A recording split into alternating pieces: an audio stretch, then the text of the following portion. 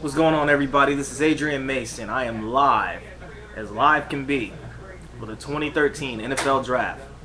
First time I've got to do a live streaming video on my blog, and so obviously I'm gonna have some jitters, but it is what it is. It's my first time.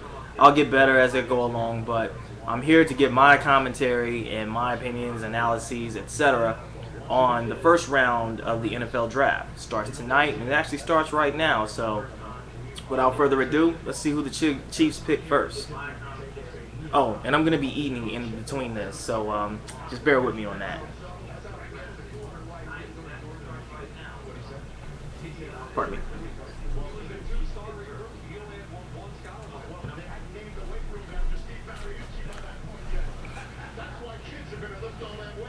Michigan. Time for the draft, Seymour.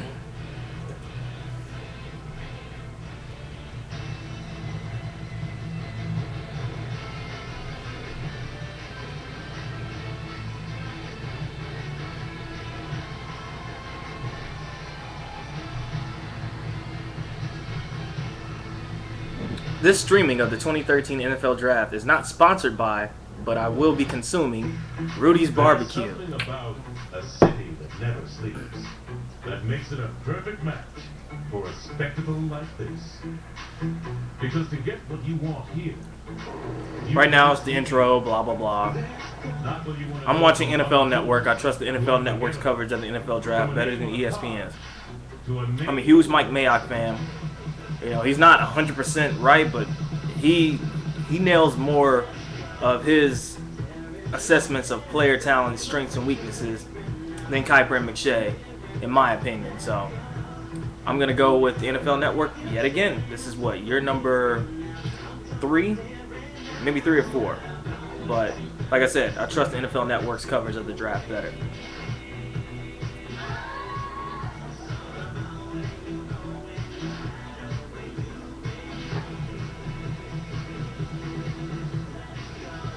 Tonight, they get set to go from restless phenoms to franchise cornerstones. In this singular city, this legendary auditorium, these storied halls, their football destiny awaits as the excitement builds. On this, a night where dreams become reality. The 2013 NFL Draft. We are live inside Radio City's Music Hall, the Art Deco jewel right in the middle of Midtown Manhattan. It is time for the 10th time in the history of NFL Network to cover an NFL Draft. Welcome to the 2013 NFL Draft right here live in high definition in color. Beautiful information to be passed along to you right here live on our set in Radio City Music Hall. Thrilled and honored that I can be with you and you with us. My name is Rich Eisen. I've got my guys to my left. Hall of Famer Marshall Faulk. Good to see you here. How many running backs might go in the first round of this draft? Rich, listen, I'm thinking 2. It sounds like 1. Mike only gave one guy a lengthy first round grade. And listen, and we were disappointed at his workout and how he showed up. Yeah. So that could hurt the whole productivity of the backs in this draft. Steve Mariucci, good to see you, sir, here tonight. Good to be here, Rich. Let's go. It could be a Central Michigan Chippewa, a directional school from Michigan that is going to be named #1 overall in the NFL Draft. Good to see you, Michael. It's great to be here, buddy. And then the man of the hour, the E.F. Hutton of this broadcast. He talks, people listen. Good to see you. Mike Mayock, what do you think about the top of this draft? Who do you think is going to be #1? I think it goes Fisher, then Jokel, and then the intrigue starts at 3. Oakland's sitting there, and let's see if somebody comes up and wants Lane Johnson. Will that be the first overall pick in the draft, or will that young man be getting a call from Andy Reid in the next few moments? Chiefs fans, Jets fans are excited. They've got 2 first-round picks tonight. They're probably not so excited about the reason why they've got those 2 first-round picks, but we are here to cover all the drama and excitement for you. Ian Rappaport, along with Daniel Jeremiah, our information men, are in the orchestra pit.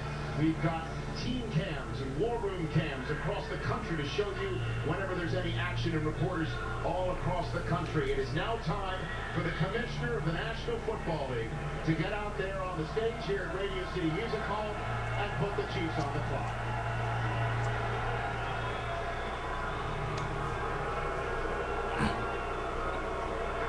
Good evening, and welcome everybody to the 2013 NFL Draft.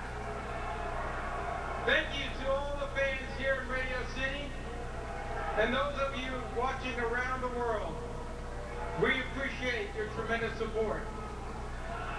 Let's remember tonight those we lost last week in the explosion in West Texas. And we remember the people of Boston, the victims, first responders, law enforcement, and other heroes. Shout out to Roger Goodell for mentioning the tragedy of West Texas. It's good to see the NFL actually has their priorities in order. Unlike, well, nah. It's football. We'll keep it there.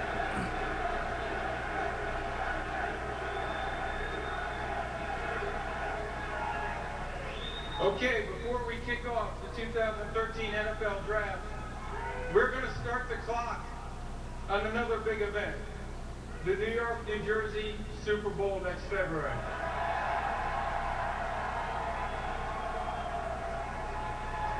I'm joined by two legendary quarterbacks who know what it means to this area to be in the Super Bowl.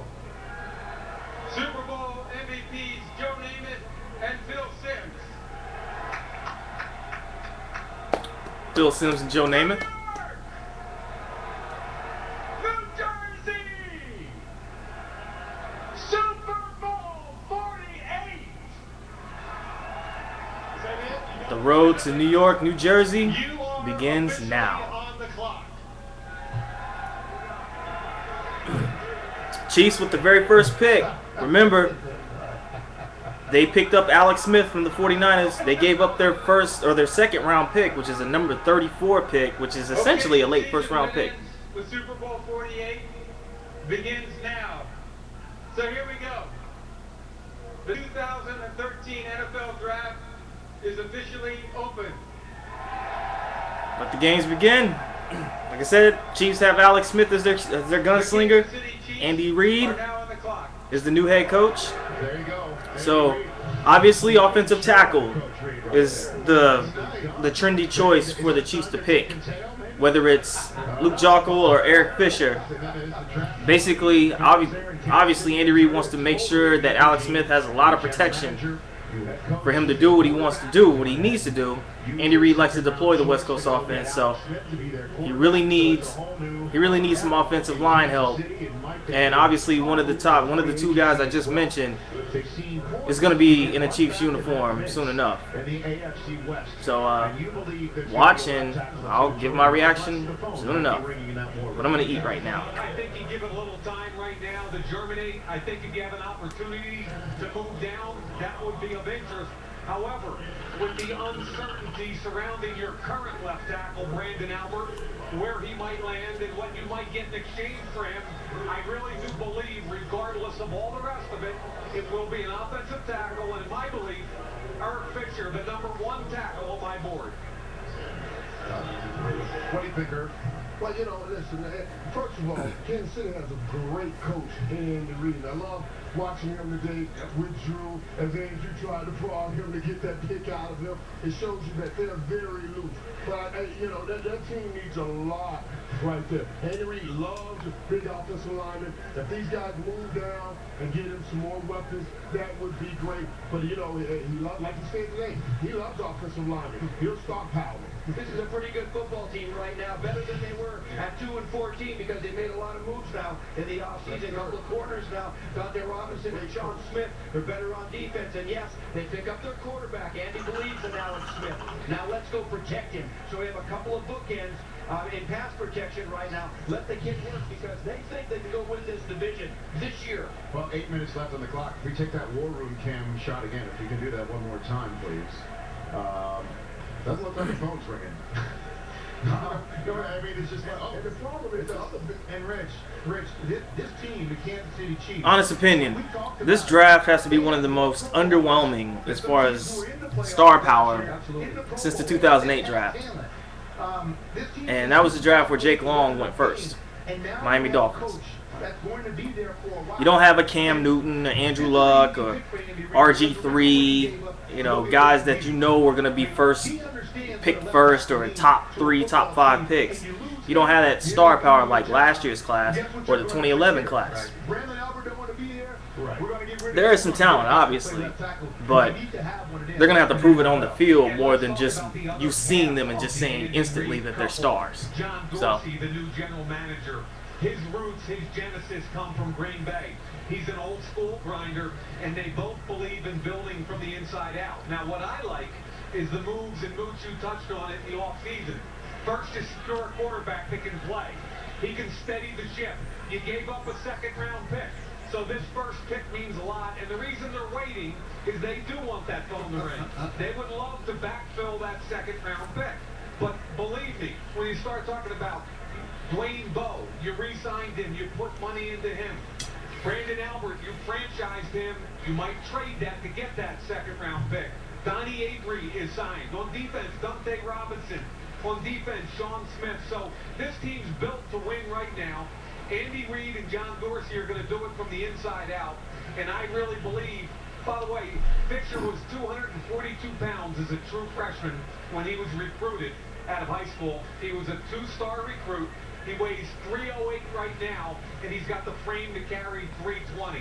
What a great story. Well, those are the guys. Those are about Brandon Albert being going out on book hands. Sorry about that, Rich. In book hands, you got Alex Smith now, quarterback. You're going to have to run the ball a little bit more than Andy's used to running the ball. So maybe you do get that tackle if you can convince one of them to move over. That is a good point. And then, Mike, I was with those guys in Green Bay, Andy Reid and John Dorsey, and we all learned from Ron Wolf. And you know how good he was over the years at putting a draft together. We're talking a lot about this first pick, but they've got 8 picks in this draft, and they even sure they might move back, but they probably have their guy ready to go unless they get a real offer. But they're going to be very strategic as to building this team for the future.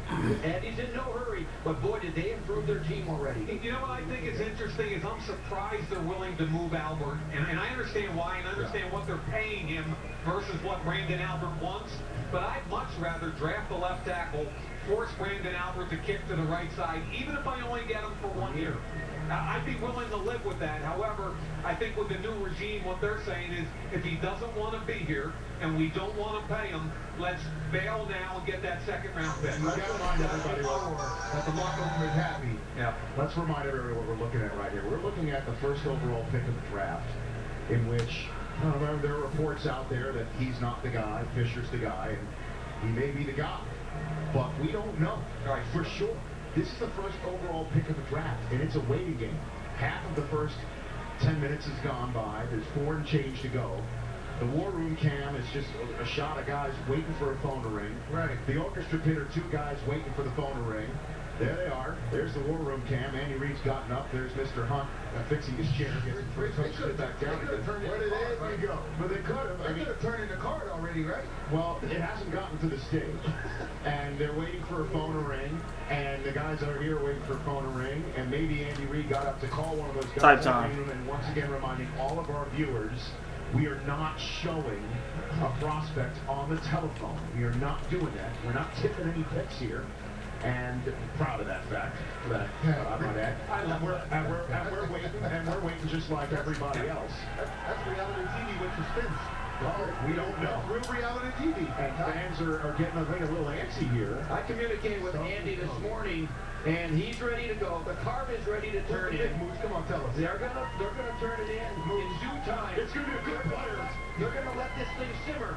So if somebody wants to make them an offer they can't refuse, right? You're going to milk it all the way through. You know, it's interesting. I think this is part of the drama and the intrigue. We knew about Luck and RG3 a year ago. Absolutely. And the last several years, we've even negotiated with players before the day got here. Not anymore. This is a new world right now, and nobody's going to know until the commissioner gets up there and tells us. And you saw those guys at the draft table, the 2 people standing behind them. They're not muscle. They're not security agents.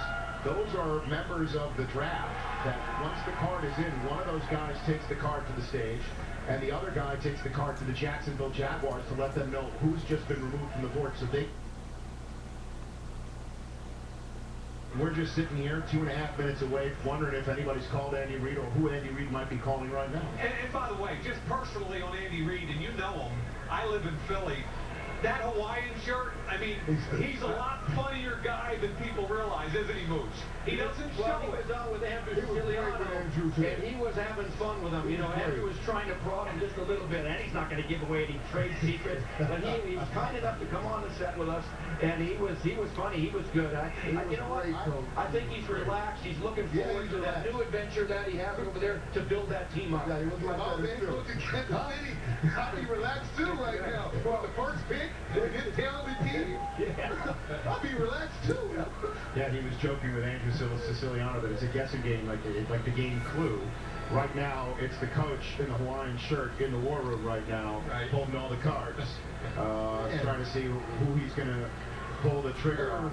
It looks like that looks like an owner talking to a prospect right now, welcoming a prospect to the Kansas City Chiefs. That is Clark Hunt, the pick is in, and you've got guys on walkie-talkies with a card letting know, again, who it is. The suspense, Rich. I love the suspense.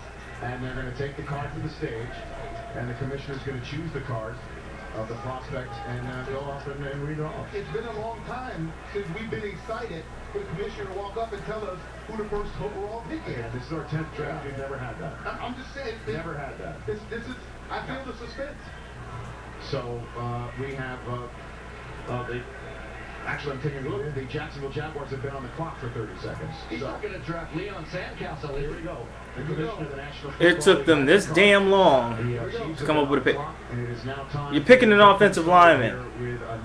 Now I could be wrong, but still, they took all of 10 minutes. They took every second of that 10 minutes Here he comes. to have us waiting just so Goodell can do the slow strut. I'm going to say Eric Fisher. With the first pick in the 2013 NFL Draft, the Kansas City Chiefs select Eric Fisher, Boom. There it is. Central Michigan. Eric Fisher, #1 pick. First time in a long time that we didn't know who the first overall pick was going to be. And at first, it's a Central Michigan. Took them that damn long. They knew off the bat that they were going to go and pick up Eric Fisher. But, like all the pundits have been saying, they were trying to see if somebody would bite, maybe, you know, ring up the phone, say, hey, we're willing to do a trade. We got a guy out there we really like, and we don't think he's going to be there by the time we get our pick in. So let's do a little shuffling here. Wasn't going to happen. A draft class this week, you picked the wrong season prior to suck. So every team that has picks that are 17 to 32, oh, they're sitting pretty right now because they know they can wait. But Eric Fisher, #1 pick, solidifying that offensive line for Alex Smith and Jamal Charles. Watch him re-anchor and drive Okafor's butt back across the line of scrimmage. He's got a little nasty to him. His pass pro is easy. We're talking about 6'6", 306 pounds. Look at him take that inside arm and lock it out. Again, easy pass pro, run him by the quarterback. Easy pass pro. Safe pick, conservative pick. And you're hoping that this gentleman can be the wall to your offensive line for 10 seasons or more. How about can he pull and locate? Yeah, he can. The only thing I've seen on this kid where I'd say he'd have to improve a little bit, and it's most tall tackles.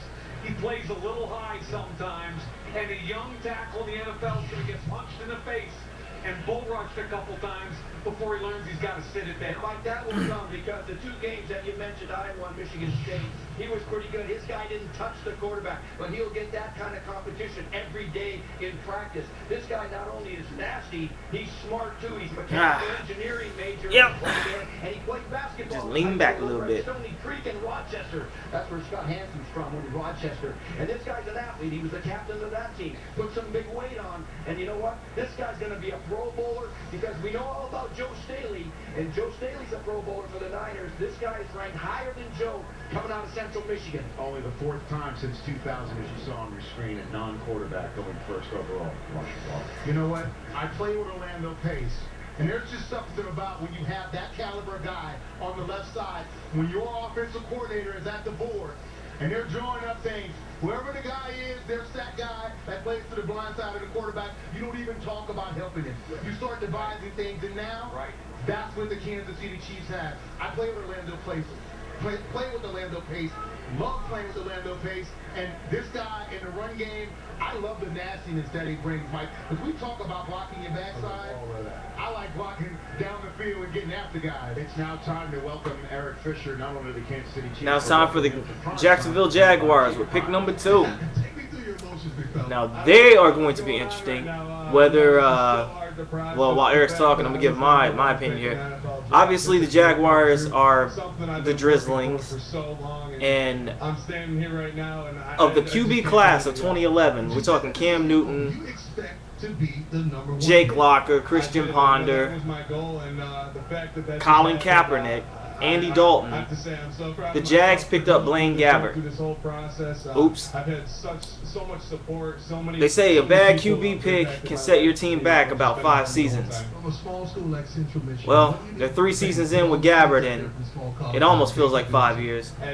So it's going to be interesting to see whether Gus Bradley, former defensive coordinator for the Seahawks, now the new head coach for the Jacksonville Jaguars, actually decides that he wants to give Gabbert one more shot, and actually the GM as well, to see if they actually will draft Luke Joeckel, who obviously, if everything is by the numbers in this draft, Eric Fisher, Luke Joeckel, 1 or 2, whoever got picked first, the other one will go next. So Jacksonville could possibly pick up Luke Joeckel to give Gabbert some help on that line, or Gus can go true to his roots and rebuild that defense. As we all know, the Jaguars' front 7 and front 4 really cannot generate a pass rush. I'd be surprised if they could put a hole through wet tissue.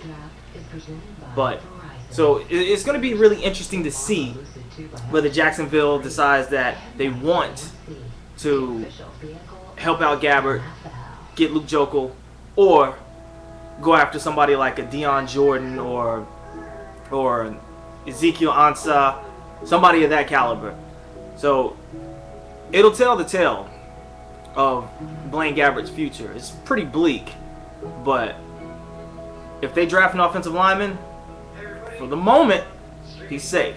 But as we know, this quarterback class is pretty underwhelming, and there could be some QBs that get snatched up in the later rounds by Jacksonville. So Blaine Gabbert's on borrowed time at this point. So we're in a commercial right now, and I'm thirsty, so I'm going to pour myself a drink. Oh, and by the way, I am on call too, so obviously I got a lot going on, but I was not going to miss doing this because I love the NFL, you love the NFL, and you love me. So hang on, I'll be right back.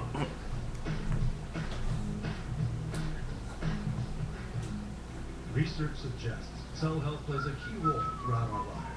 One A Day Men's 50 Plus is a complete multivitamin designed for men's health concerns as we age. It has 7 antioxidants to support cell health. One A Day Men's 50 Plus.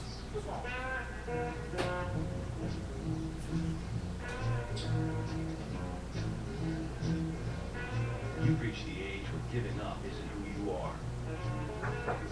This is the age of knowing how to make things happen. So why let erectile dysfunction get in your way? Talk to your doctor about Viagra. 20 million men already have. Ask your doctor if your part is suitable for sex. Do not take Viagra if you take nitrates for chest pain. It may cause an unsafe drop in blood pressure. Side effects include headache, flushing, upset stomach, and abnormal vision.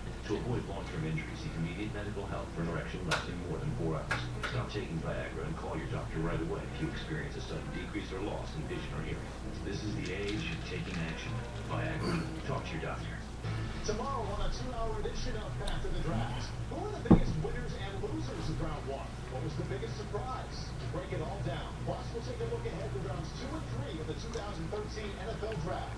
Tomorrow, 11 a.m. Eastern. Going to get the Lexus War Room camera of the Jacksonville Jaguars, who have made their selection. You know that because the Oakland Raiders have been on the clock for the last minute and 50 seconds. So it's now time to find out who the first pick. All right, Jack's pick is in. So let's find out who they go after. One of the reasons why David Caldwell is there and Gene Smith is not is Justin Blackman, Blaine Gabbert, Tyson Alualu, Eugene Monroe, and Derek Harvey really have not panned out, to say the least. The commissioner now with the latest Jacksonville Jaguars. Cheers to you, NFL viewers. With the second pick in the 2013 NFL Draft, the Jacksonville Jaguars select Luke Joeckel.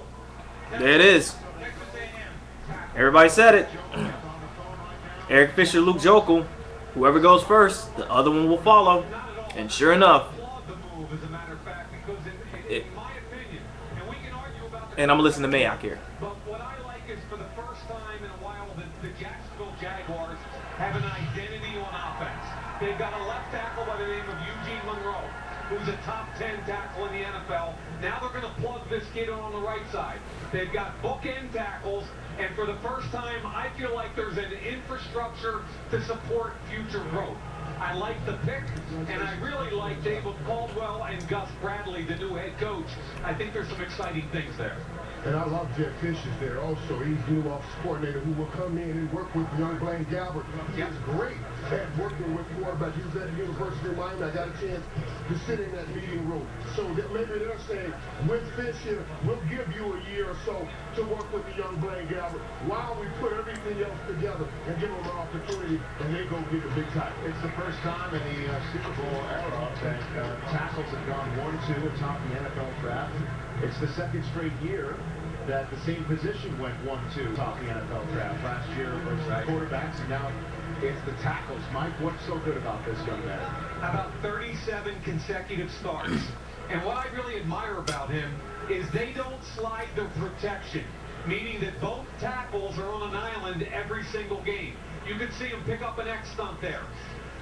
Very easy movement skills. He hustles on the backside of zone. Here he is getting out on a screen pass. He's probably got the most hip snap in the run game for all the elite offensive tackles.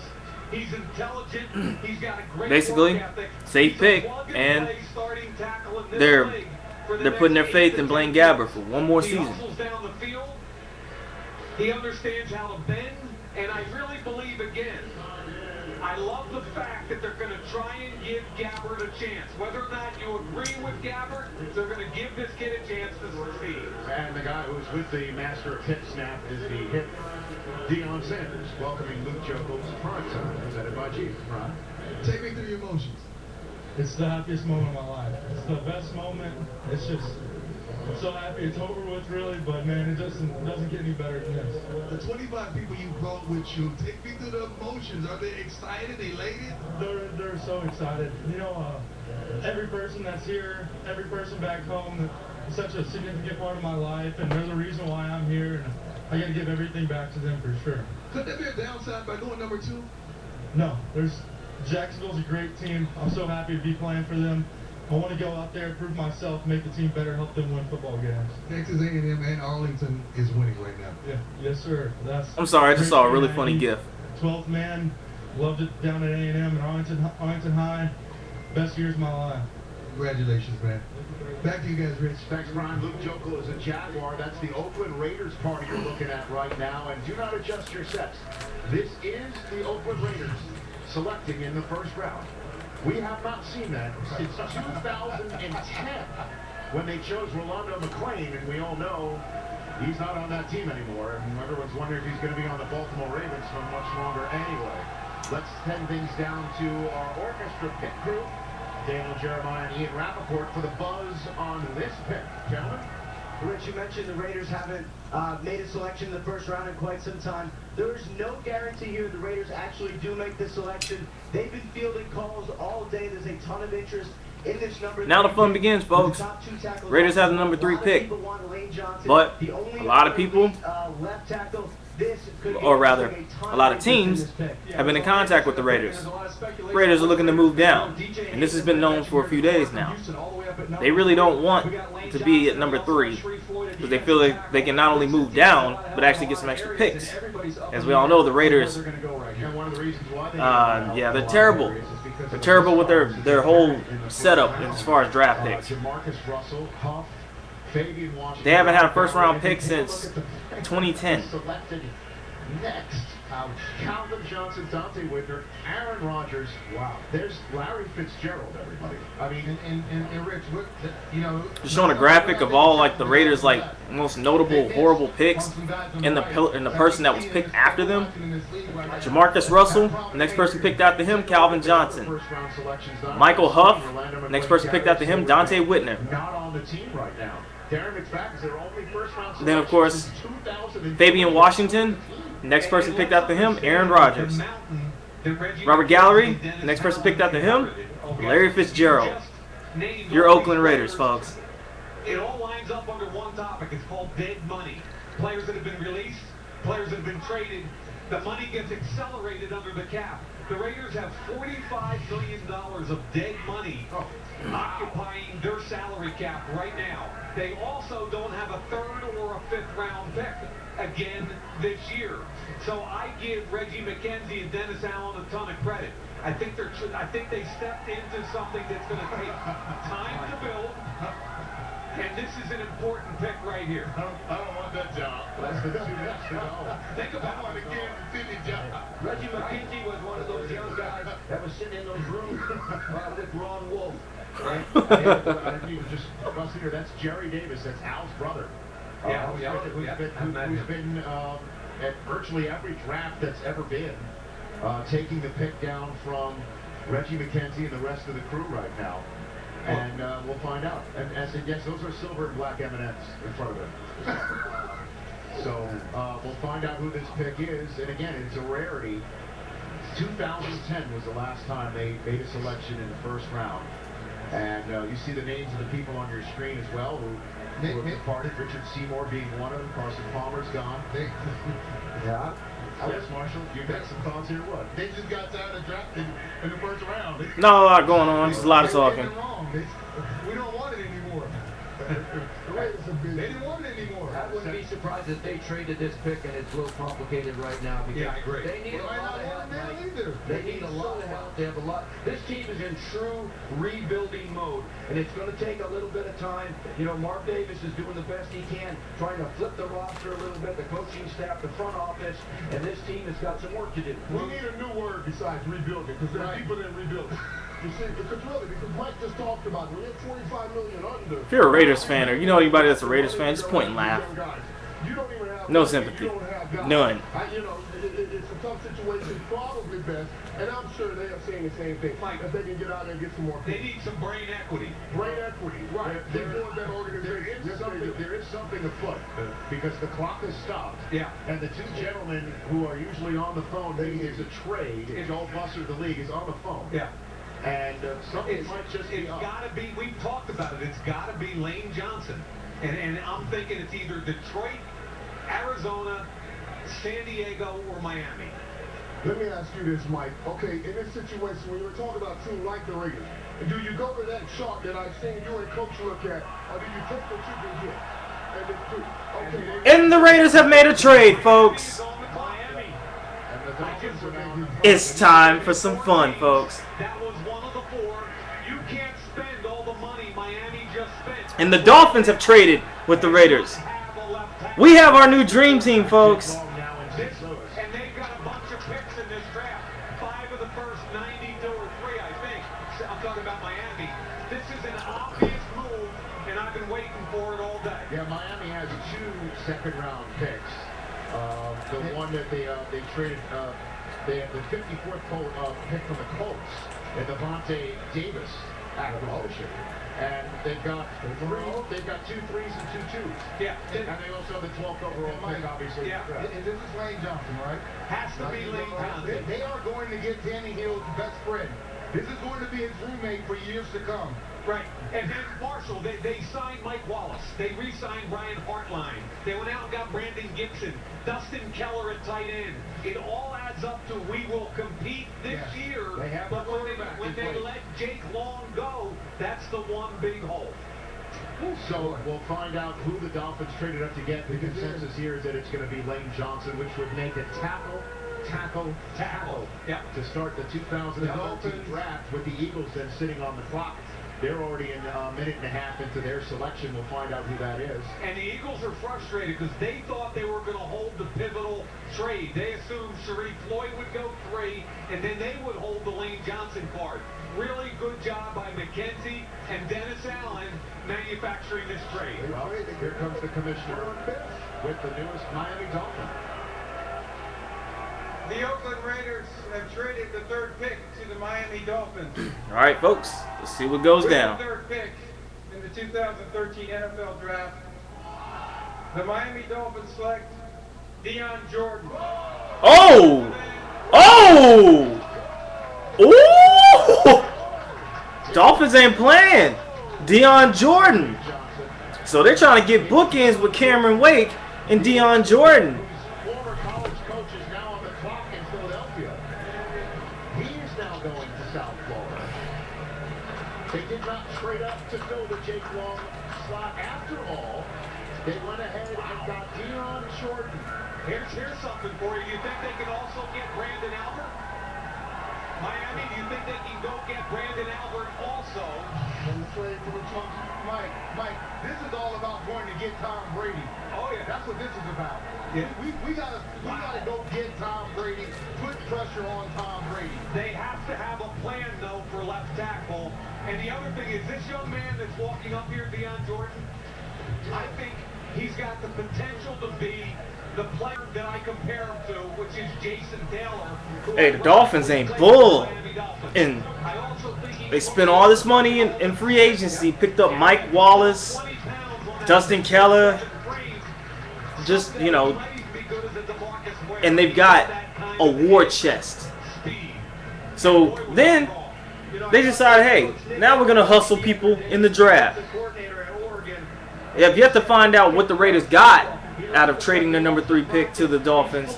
But the Dolphins really feel that with Deion Jordan and his pass rushing abilities, put him on one end, and you already have Cameron Wake on the other, and with Jared Odrick. Okay, that Dolphins front 4. Well, if they do run a 3-4, if I'm not mistaken, you have Cameron Wake, Deion Jordan if he lives up to his potential, Jared Odrick. That's woo. AFC East might be a little bit more interesting this time go round. So, but the Dolphins do play the Patriots tough. This is gonna be AFC East might be fun to watch again. I believe there has to be another move coming to get a left tackle. That's the missing piece. Mike, Deion Jordan is the guy that you don't have to scheme to get a sack. He gets you a sack. Yeah. And if you're going to compete against the New England Patriots 2 times a year, you have to be able to just be the guy one-on-one and get a sack. And I'm also going on my favorite site, Boxton, as the thread for the draft is going on there. He needs this guy. He does remind me of Aldon Smith, like you mentioned, coming out of Missouri. Remember his rookie year with the Niners, a 3-4 outside linebacker. He gets 19 sacks. But you know what? He didn't even start. He didn't play every down. Right. He didn't even play every down. This guy's they're gonna find a way to have this guy in the field most downs. We really need to show the people at home what this guy looks like in a football uniform. He's breathtaking off the edge. Here he is. He's standing up here. He at 6'7", he's only 240. He can flatten and bend. Here he is with his hand in the dirt. This is what you're going to see in the future. Hand in the dirt, nice handwork. Now watch him flatten to the quarterback. Uses the hands, gets to the quarterback. Remember, I believe he puts 20-plus pounds on over the next 2 years. Little spin move inside, explodes to the quarterback. What's that motor like, Mike? What's that motor like? Motor's excellent. As a matter of fact, at Oregon, they even put him out over the slot and had him disrupt the slot in pass coverage. The one thing is he had shoulder surgery. Look at that movement right there. Wow. He had shoulder surgery that's been fixed, and that's one of the reasons why he couldn't put the weight on. And the cost to move up the 9 slots to take him was the 42nd overall pick, their highest second-round choice. So the Dolphins gave up their 12th overall pick, which was their first-round pick, and they pick up the Raiders' Oh no, actually, they gave up the Raiders, or they gave up their second round pick, 42nd overall, to the Raiders. Not bad. Not bad at all. At Farmers, we made you smarter about insurance. Another commercial, folks. So grab you something to eat, grab you something to drink, chill, do what you do. I'm gonna have myself a cocktail. What if you didn't know that a trampoline could affect your liability? And what if you didn't know that most cars get broken into when the weather warms up? The more you know, the better you can plan for what's ahead. Get smarter about your insurance. We are farmers. Yeah! Yes, it did.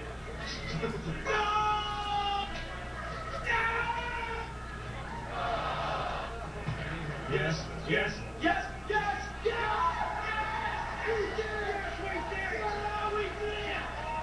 See you, bud. Later. Honey, who was that? Who that guy? I don't know. Get caught up in the excitement. Buffalo Wild Wings. Wings, beer, sports. Hey, who's this? Heads Up Football is a great program because it's how we want to block, tackle, and play the game of football with our head and our eyes up. The efforts of USA Football are critically important to make the game better. USA Football is establishing standards by which a person becomes certified to coach. Let's train them to be their very best. It's not just the coaches doing it. You yourself, you can be involved. If your league is not a Heads Up Football League, then you need to become one. Become a Heads Up Football League at USAFootball.com. Does being over 40 make you feel like half the man you used to be? Do you feel more tired, out of shape, not in the mood like you used to be? If you said yes to any of these questions, it's not your fault. You may have reduced testosterone. Thanks to an exclusive formula, you can help boost testosterone levels safely and naturally. Introducing Ageless Male, a life-changing supplement for men, tested to help increase testosterone levels. Try Ageless Male risk-free if you would like to experience what taking Ageless Male can feel like. Support for healthy, normal testosterone levels, healthy energy, and increased performance, and more romance when you want it. Why not increase your testosterone? Get Ageless Male now, risk-free. Call 1-800-863-2098. That's 1-800-863-2098. 800-863-2098. Welcome back to Radio City Music Hall. It began with the Kansas City Chiefs choosing Eric Fisher, the first ever Central Michigan Chippewa, to be #1 overall in the draft. Luke Joeckel does what Von Miller does, second overall in the draft after out of Texas A&M, and then the Miami Dolphins moments ago trading up 9 spots, throwing the 42nd pick overall in the second round to the Raiders to select Dion Jordan. Again, all right, folks. Eagles with that #4 pick. Obviously, a monkey wrench was thrown in their plans because a lot of people had Dion Jordan going to them. Now we're going to see what Chip Kelly is going to do with this pick. And the pick is in, so no trade. The Dolphins still have number 54 available. That Brandon Albert trade still can happen. Yeah, I look for either Lane Johnson or Star Lotulelei with the Eagles. We saw the commissioner in the background pass you guys by. Let's get the pick from the Eagles. With the 4th pick in the 2013 NFL Draft, the Philadelphia Eagles select Lane Johnson. And there goes Lane Johnson. Okay, Mike, have at it. So Chip Kelly wants to shore that offensive line so he can work his magic. I think he makes a ton of sense. He's the most athletic offensive tackle in the draft. And guys, what's Chip Kelly going to do? Chip Kelly's going to run the up-tempo, maximize the number of snaps per game. He's got to have offensive linemen that can run, that are in great shape. This kid played junior college football as a quarterback. Watch this, guys. This is him 4 years ago as a quarterback. Play action. Pretty good. Now watch this next play. We're going to run boot into the sideline. This is our 310-pound tackle right here. Unbelievable. How beautiful is that? He ain't no Joe Staley. He is now going to be the protector of Michael Vick or Nick Foles or whoever it is he thinks is going to be there in Philadelphia, if not this year, but beyond. And as we've done all night long with the prospects coming out, following them essentially since birth, through their childhood years, as they come out to hug the commissioner and shake his hand, the culmination of the childhood dream come true. Here at Radio City Music Hall, Lane Johnson is going to take maybe they'll take the Acela down tonight to get to Philadelphia. Well, now everybody can stop gushing about Lane Johnson. He went top 5. To get that. Oh, I would love to have him. Because if you give up one, I just have to look at it and say, big fellow, you know this feels like. Hey, let me tell you what this move does. They have 3 players on their offensive line over 30.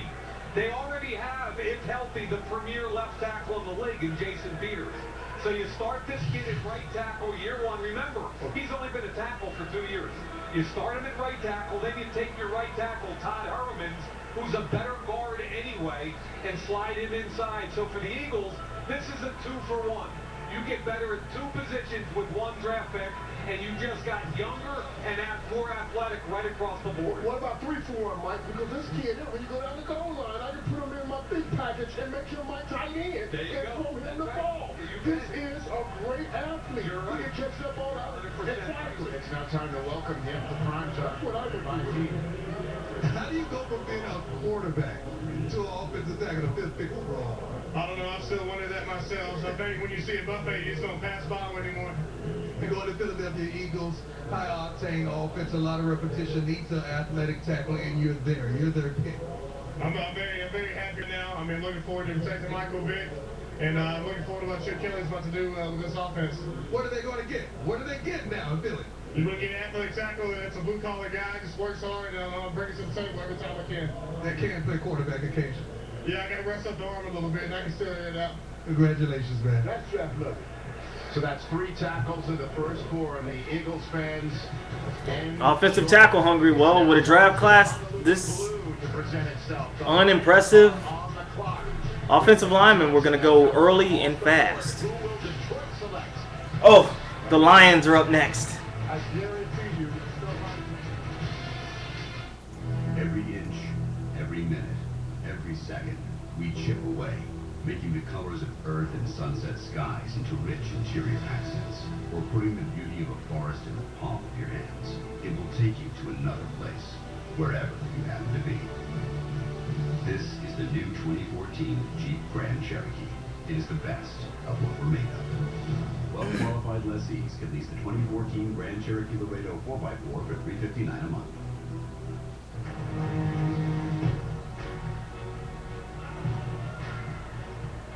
Our job is to make you better.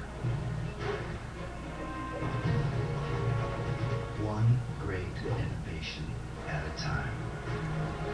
Troy's pick is in, but we're in a commercial, so we won't know until they come back. But the Lane Johnson pick, it makes perfect sense. He was touted as the most athletic offensive lineman coming into the draft.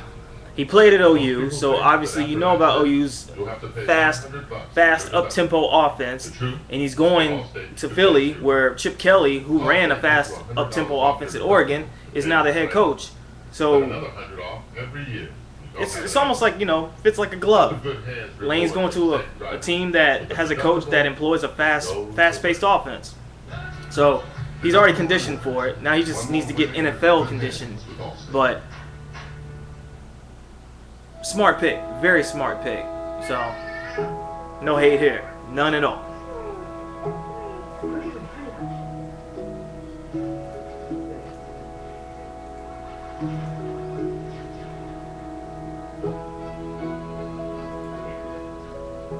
Hey everybody, I'm on streaming live with a tour of my new place, Knowing you can still reach out.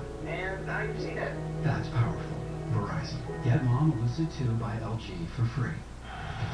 He was dominant. He was like man amongst boys. There's something that I've never seen a receiver doing before. I think the way he plays, he always plays with a chip on his shoulder. He's one of the best at his position because he can do everything. What an amazing catch. He's been beast crushed. Right when you need a big play, who shows up? Find out who shows up on the list as we kick off the top 100 players of 2013. Saturday at 8, only on NFL Network. And we're back, folks. Follow every move by every team with the Lexus Draft Tracker on NFL.com. nervous Lions fans. Why are they nervous? Well, Deion Jordan was drafted 3rd overall out of Oregon. Where have we heard that story before? That's why the guy's right here in the middle of our set. You're not even listening to me, Steve. You're tuning me out right now. I'm preparing for the next segment. You guys want to hear about Joey Harrington. Well done. Well done, Steve Marici. Well done. What are we thinking here, Mike? What are we thinking here? I think it's got to be Ziggy Ansah. Cliff Avrill's gone. Rondell Lewis got arrested a couple of weeks ago. They've got nobody at defensive end. I really believe it's got to be Ziggy Ansah. Maybe the first or second best edge guy in this draft, depending on you like Jordan or not. And the commissioner. Yeah, the other guy that's not there anymore, Kyle Vandenbosch. You're talking about a couple guys, man. They need to... The commissioner is not the one making the pick. Making the first round pick is Barry Sanders. Wow. Barry Sanders! Woo! Barry Sanders! There's the running back. Okay, we have a special guest to announce Detroit's selection. Please welcome one of the greatest players in NFL history and the cover athlete of Madden NFL 25 as selected by you, the fans. Hall of Famer Barry Sanders.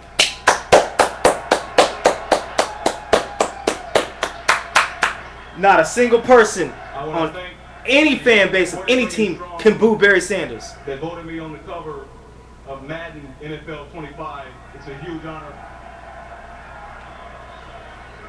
Tip my hat. With the 5th pick of the 2013 NFL Draft, the Detroit Lions select Ezekiel Ansah, defensive end. There it is. They said it was either going to be a cornerback or a defensive end that Detroit went after. And this is one they needed to be correct on. And they were correct. They needed Zeke. They needed a defensive end that's a freak like Zeke. Freaky Zeke. There it is.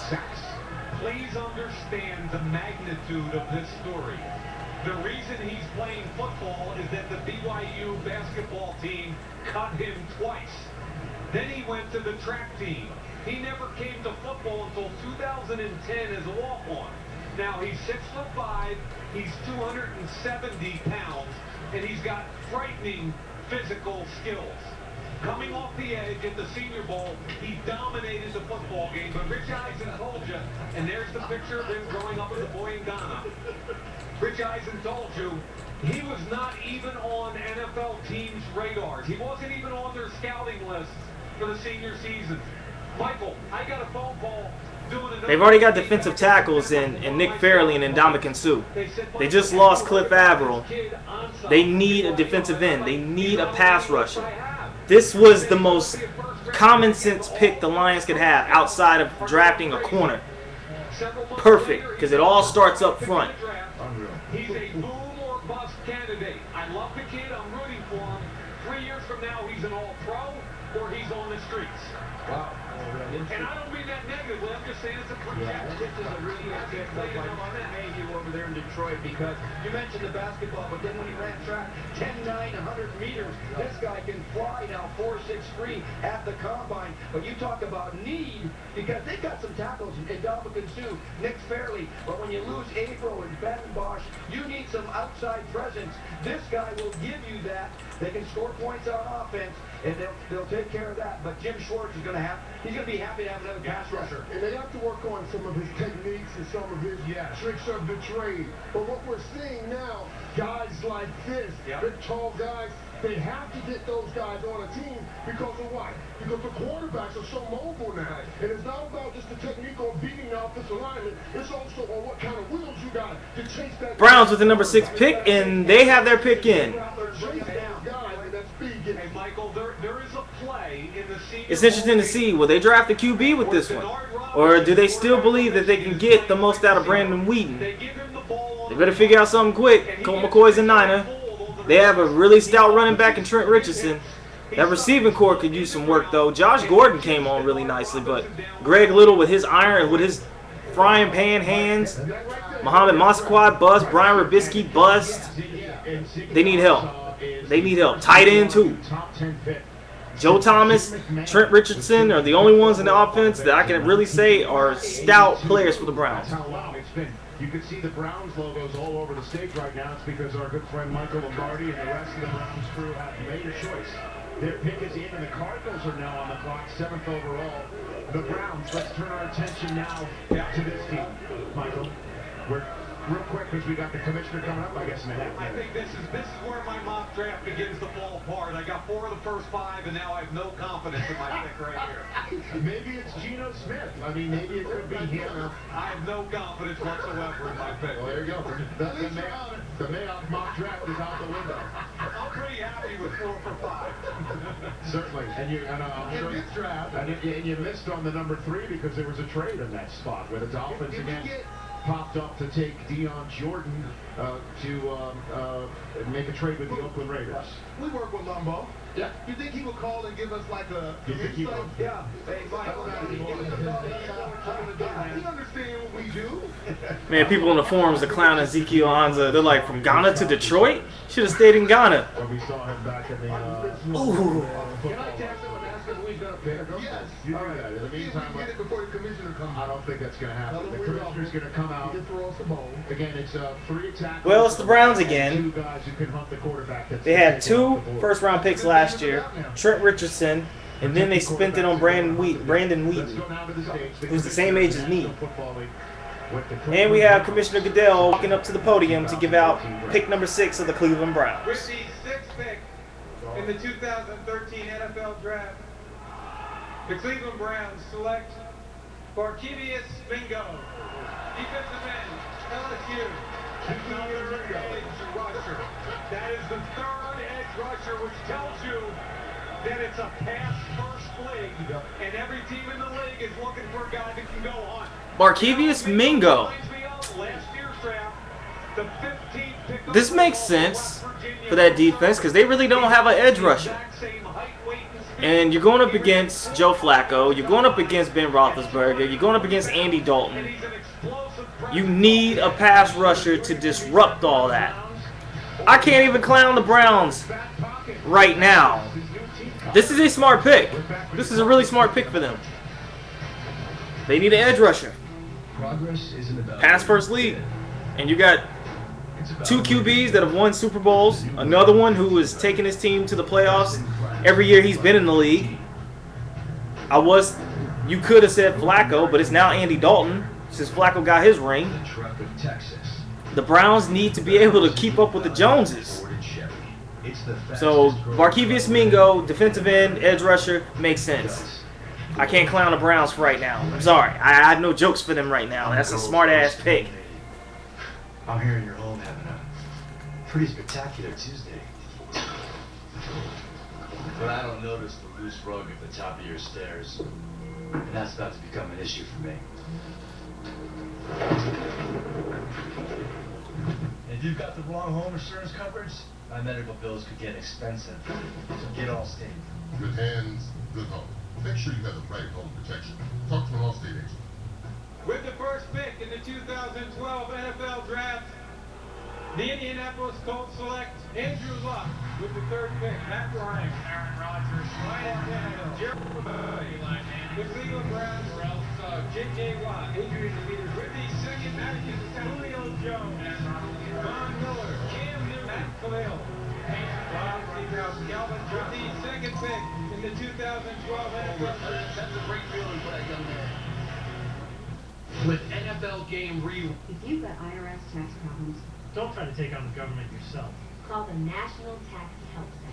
We're the National Tax Help Center, and we're going to deal with the IRS for you. If you have unpaid taxes of $10,000 or more, call the number on your screen right now. The call and consultation were free. If you've got IRS tax problems, call the National Tax Help Center. Don't wait. Call the number on your screen right now. Penalties and interest charges for individuals and businesses may be removed. If you owe the IRS, they may legally take money from your paycheck every month. Our job is to prevent that. call the NTHC now. Call the National Tax Help Center. We're the National Tax Help Center. The call and consultation are free and completely confidential. The IRS was going to take my home and sell it and keep the money. But then I called NTHC and they didn't let it happen. And their tax help pros include former IRS agents. Call 1-800-504-8751. 1-800-504-8751. So this league's all about protecting the quarterback and hunting the quarterback. What about choosing a quarterback? There's Geno Smith in the green room with the 7th overall selection being decided right now in the Valley of the Sun.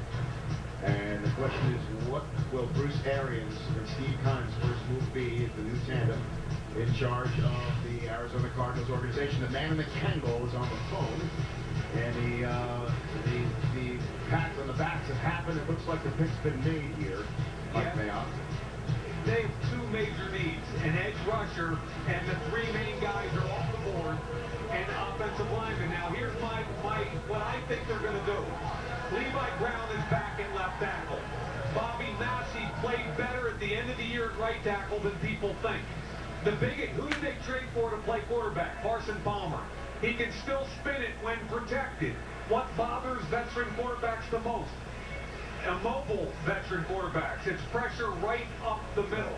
For me, I'm taking a guard, and I'm going to take the best pass blocking guard. That's Jonathan Cooper from North Carolina.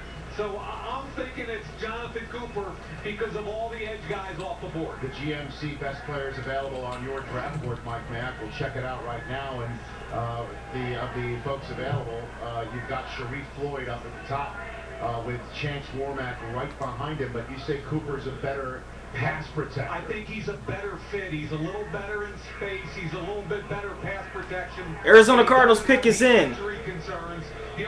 Are you having fun? I'm having fun. Sharif Floyd is the best three technique in this draft, and he's an explosive kid.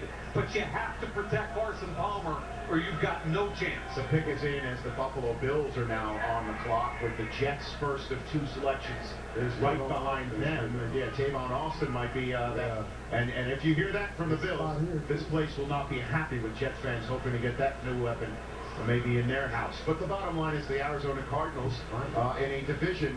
You know, Les Snead was joking the other day about how many texts he got when he was named the general manager of the Rams, congratulating him on the job, saying, at least you're in the weakest division in the NFL. Not anymore. Not anymore. I mean, the Arizona Cardinals got passed by in the HOV lane by the Rams last year, and it started on Thursday Night Football when they were 4-0 Arizona going into St. Louis, and St. Louis knocked the doors off of Kevin Cobb, knocked him out of the game, and maybe that's why the commissioner's coming up with a pass protector for their new quarterback.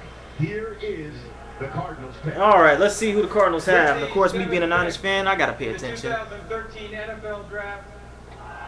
The Arizona Cardinals select Jonathan Cooper, guard, North Carolina. Got it. Common sense. Cardinals' offensive line has sucked for the last couple seasons. They had to.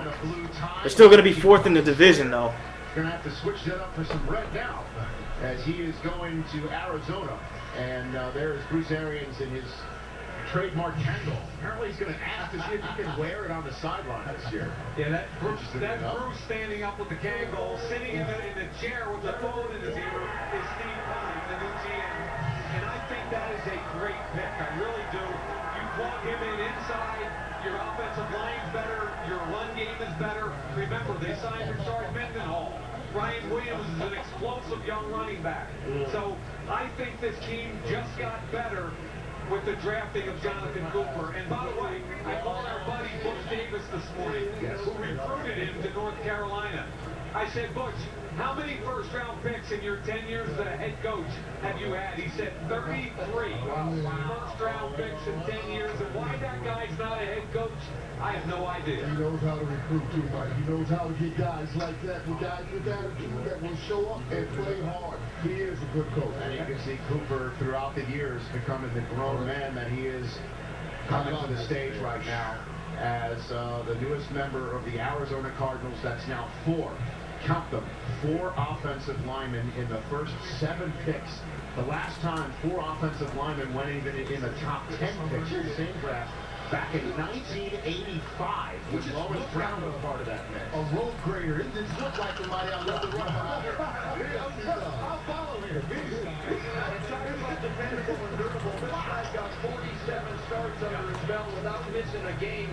And to pass protect Mike, like you said, but when Carson Palmer's back in the shotgun and one-back set, this guy's terrific at the one-back power because he can really run, and their screen game just improved because this guy can get out in front. He's very athletic for a guard. At I see you. 311 pounds, runs about 5 flat. And this is a good pickup now for Bruce Arians. And how did the NFC become better? They all play defense. You better win at the line of scrimmage. And this guy is going to help the Arizona Cardinals fight at the line of scrimmage. And here he is at the combine. He bench pressed 225 35 times. And Marshall, you're talking about a space player. This is as good a interior player with feet that I've seen in years.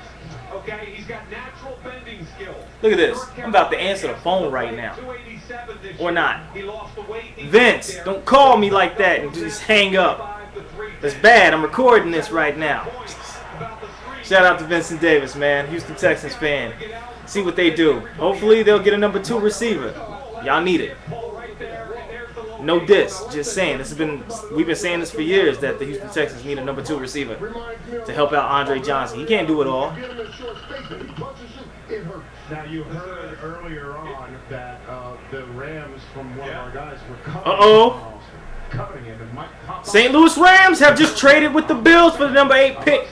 They're getting Tavon Austin right now.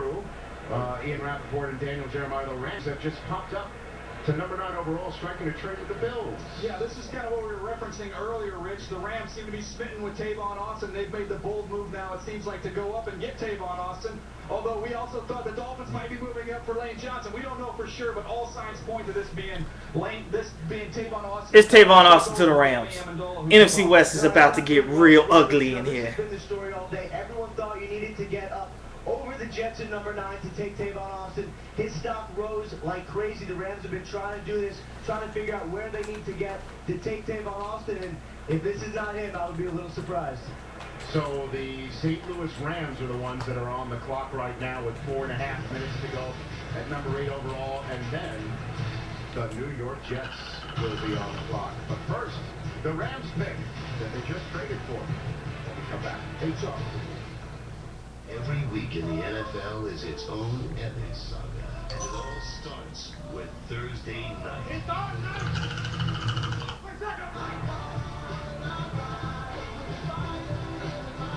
Fade to the corner. Touchdown. 13 games. Multitasking. Typing, texting, commentary.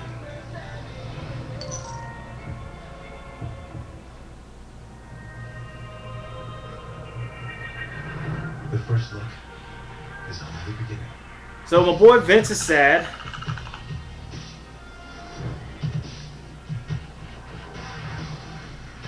My boy Vince is sad because it's pretty much evident that the Rams are picking up Tavon Austin. They wouldn't trade up, knowing that they need a receiver for once.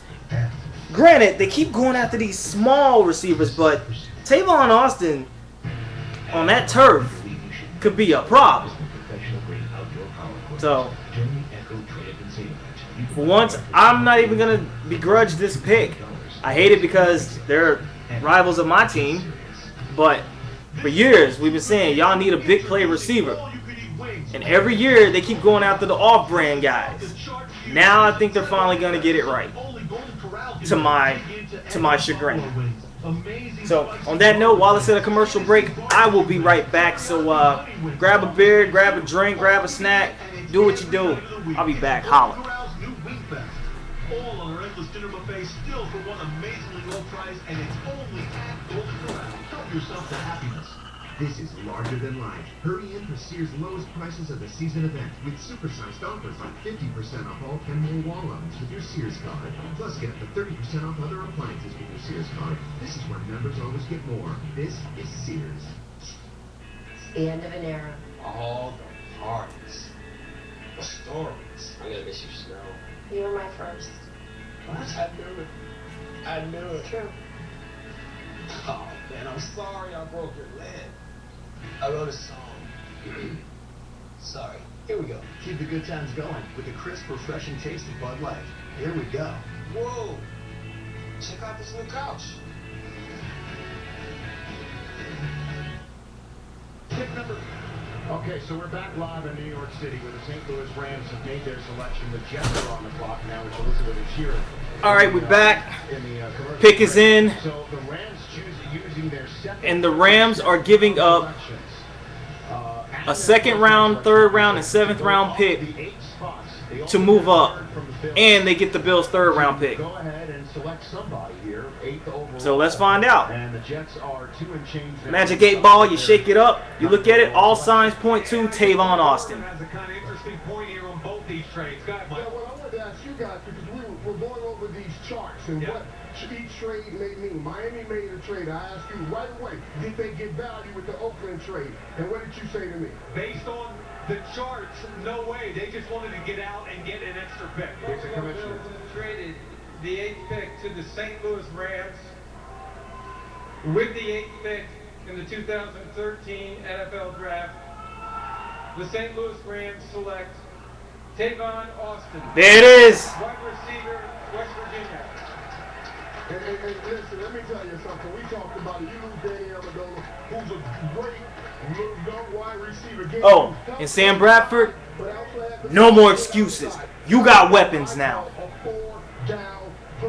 But shout out to Sam Bradford, really nice guy. Got to chop it up football with him last year, so good luck.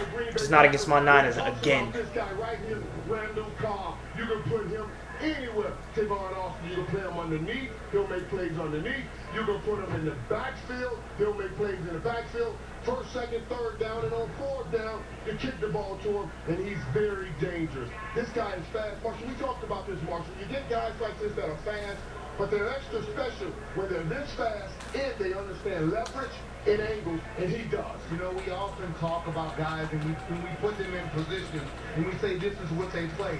When you watch Tavon Austin play, you see football players. I think if you put him on defense, he could probably be a cover corner. He could probably play the slot. I just believe that he's a football player. His athletic skills are like none other. I love him with the ball in his hand.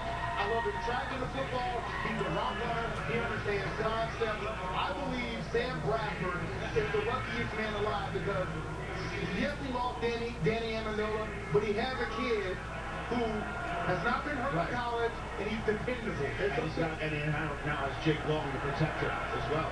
And also, Les Snead called the RG3 trade. Oh, and by the way, of the organization. Jets lost! Picks that they got in the future. They're still sitting at 22 tonight in the first round with Tavon Austin already in their back pocket, Mike. Yeah, and that's why I thought that the RG3 trade was a win-win for both teams. Now, what this kid is, forget about work is calling. 173 pounds. You saw him line up wise. Watch the move he puts on right here. Boom. Doesn't even touch him. 173 pounds against Oklahoma. He carried the ball at the I-back position. Sorry, folks. Work calls. I'll be right back. Watch this jet sweep right here. 3 guys get him, right? See ya. Yeah. Now watch this here, right here. Danny Amendola can't do that now. I love Danny. Let me tell you. It's time for prime time to welcome him, presented by Jeep. Go ahead. Hey, what? You walked out of there with the most swag I've seen in draft years, man. Are you always this confident? Always this confident. You know, definitely a little guy, so it's been built in since I was little. So, like I said, I walked out with the confidence, with the swag, and I still got it. Hey, they gave up a lot for you. Are you excited about St. Louis? Yeah, I definitely am. I just want to thank them. You know, when I come there, I'm definitely going to work hard, and I'm going to no problems, and I'm going to give 100% every day, day in and day out. Mike Irvin said that you're a 4-down player, first to third, and you can return points. Are you that versatile? Definitely. You know, I've been doing it for the last 8 years, and college proved it. Like you said, I can get it done in all types of aspects of the game. I'm just ready to go in and do it and help my team win. Baltimore Dunbar is in the house. Congratulations. My son loves you. All right. All right. So now Tavon Austin is a Ram. Quickly, finish your thought on Austin, Mike? Their defense is number 14 in the league. It's one of the best young defenses in football. Now Sam Bradford has a weapon on the edge, and also, most importantly, in the return game. This is a team to be reckoned with. And one more thing, 173 pounds, he never missed one game at West Virginia. This is the most explosive player in this draft, and we'll be right back. With the Jets, first of 2 picks. The players have voted. Does extra reps, does extra everything, trying to be the best, so he's earned the right. You're talking about a guy who knows the game. The ballots have been counted. I'm excited to see what the future has in store for him. That was a damn reception. Timed it perfectly. St. Louis, great play. Now it's time to reveal who's new to the list as we count down the top 100 players of 2013. Saturday at 8, only on NFL Network. This is Mike. Mike's being healthy and chewing like a man with 1-A-Day Vitacraves for Men. It's a gummy multivitamin with more B vitamins, which help convert food to energy and help Mike do manly things like wrestle bears and take out the garbage. 1-A-Day Vitacraves for Men.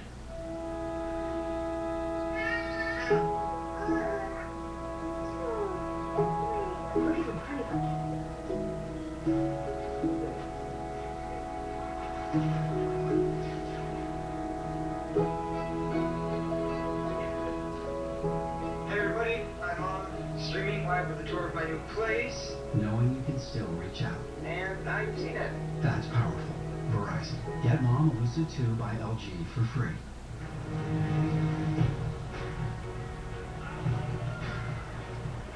Our job is to make you better. One great innovation at a time. The next great athletic innovation isn't available just yet, but it's being built at Under Armour right now. I will. Sorry I'm late. Construction in Lincoln almost killed me. Construction. And I had to pick up my tux at the dry cleaners. Right, the tux. And parking was impossible. You know how it gets here. I'm sure. With side blind zone alert, head-up display, and modular seating, it's engineered to handle whatever life demands. Excuses, excuses. Introducing the new GMC Acadia. That's professional grade. Love your Pandora bracelet. He went to Jared. The ballet slippers? I used to dance. Oh, hearts. It's called the Red Hot Love Beat. I spent too much. This Mother's Day, find the Pandora Celebration Bouquet Charm exclusively at Jared. Okay, so Tavon Austin was the first round selection the Rams have spent on a wide receiver since Torrey Holt, big game back in 1999. You know how that worked out for them. Still here, folks. Be right back. It's time for the New York Jets to make a pick. Sharif Floyd is available for Rex Ryan to jump all over. They probably didn't think that was possible. They could go ahead and take any cornerback they want to go ahead and fill the void left by Darrelle Revis. They could go trade out of the spot too, but the pick is in. Yeah, For the Jets. They're a little bit stuck because the three major edge guys are gone. The explosive wide receiver is gone. And now you've got to look at your board. Sharif Floyd is there. Any corner you want is there. An offensive lineman at right tackle is there. And to be honest with you guys, I'm a little surprised that's all gone this early for the Jets. My guess is Sharif Floyd, even though he doesn't fit the scheme the way you'd like him to fit it. And Chance Warmack is there as well. They could help out on the offensive line. Warmack fits what they do, and that makes some sense. And it's something that the Jets might have to do. They've also got the 13th overall pick. The Titans are already a minute and a half into their choice. And you could already feel it. All right, it's time for Jets Lost to get their pick in. All on their feet. They are nervous. Yes, there we go. Because this is a big stretch the next hour and a half for the Jets franchise, starting with the first of his two picks. With the 9th pick in the 2013 NFL Draft, the New York Jets select D. Milner, defensive back, Alabama. Well, now this isn't too much of a surprise. D. Milner, Jets pick. They had no choice. They thought Tavon was going to be there at number 9. He's no longer there. So now they got to rebuild that defense. And I mean, if this is going to be Rex Ryan's swan song, he's going to have to go out the best way he knows how, and that's build that defense.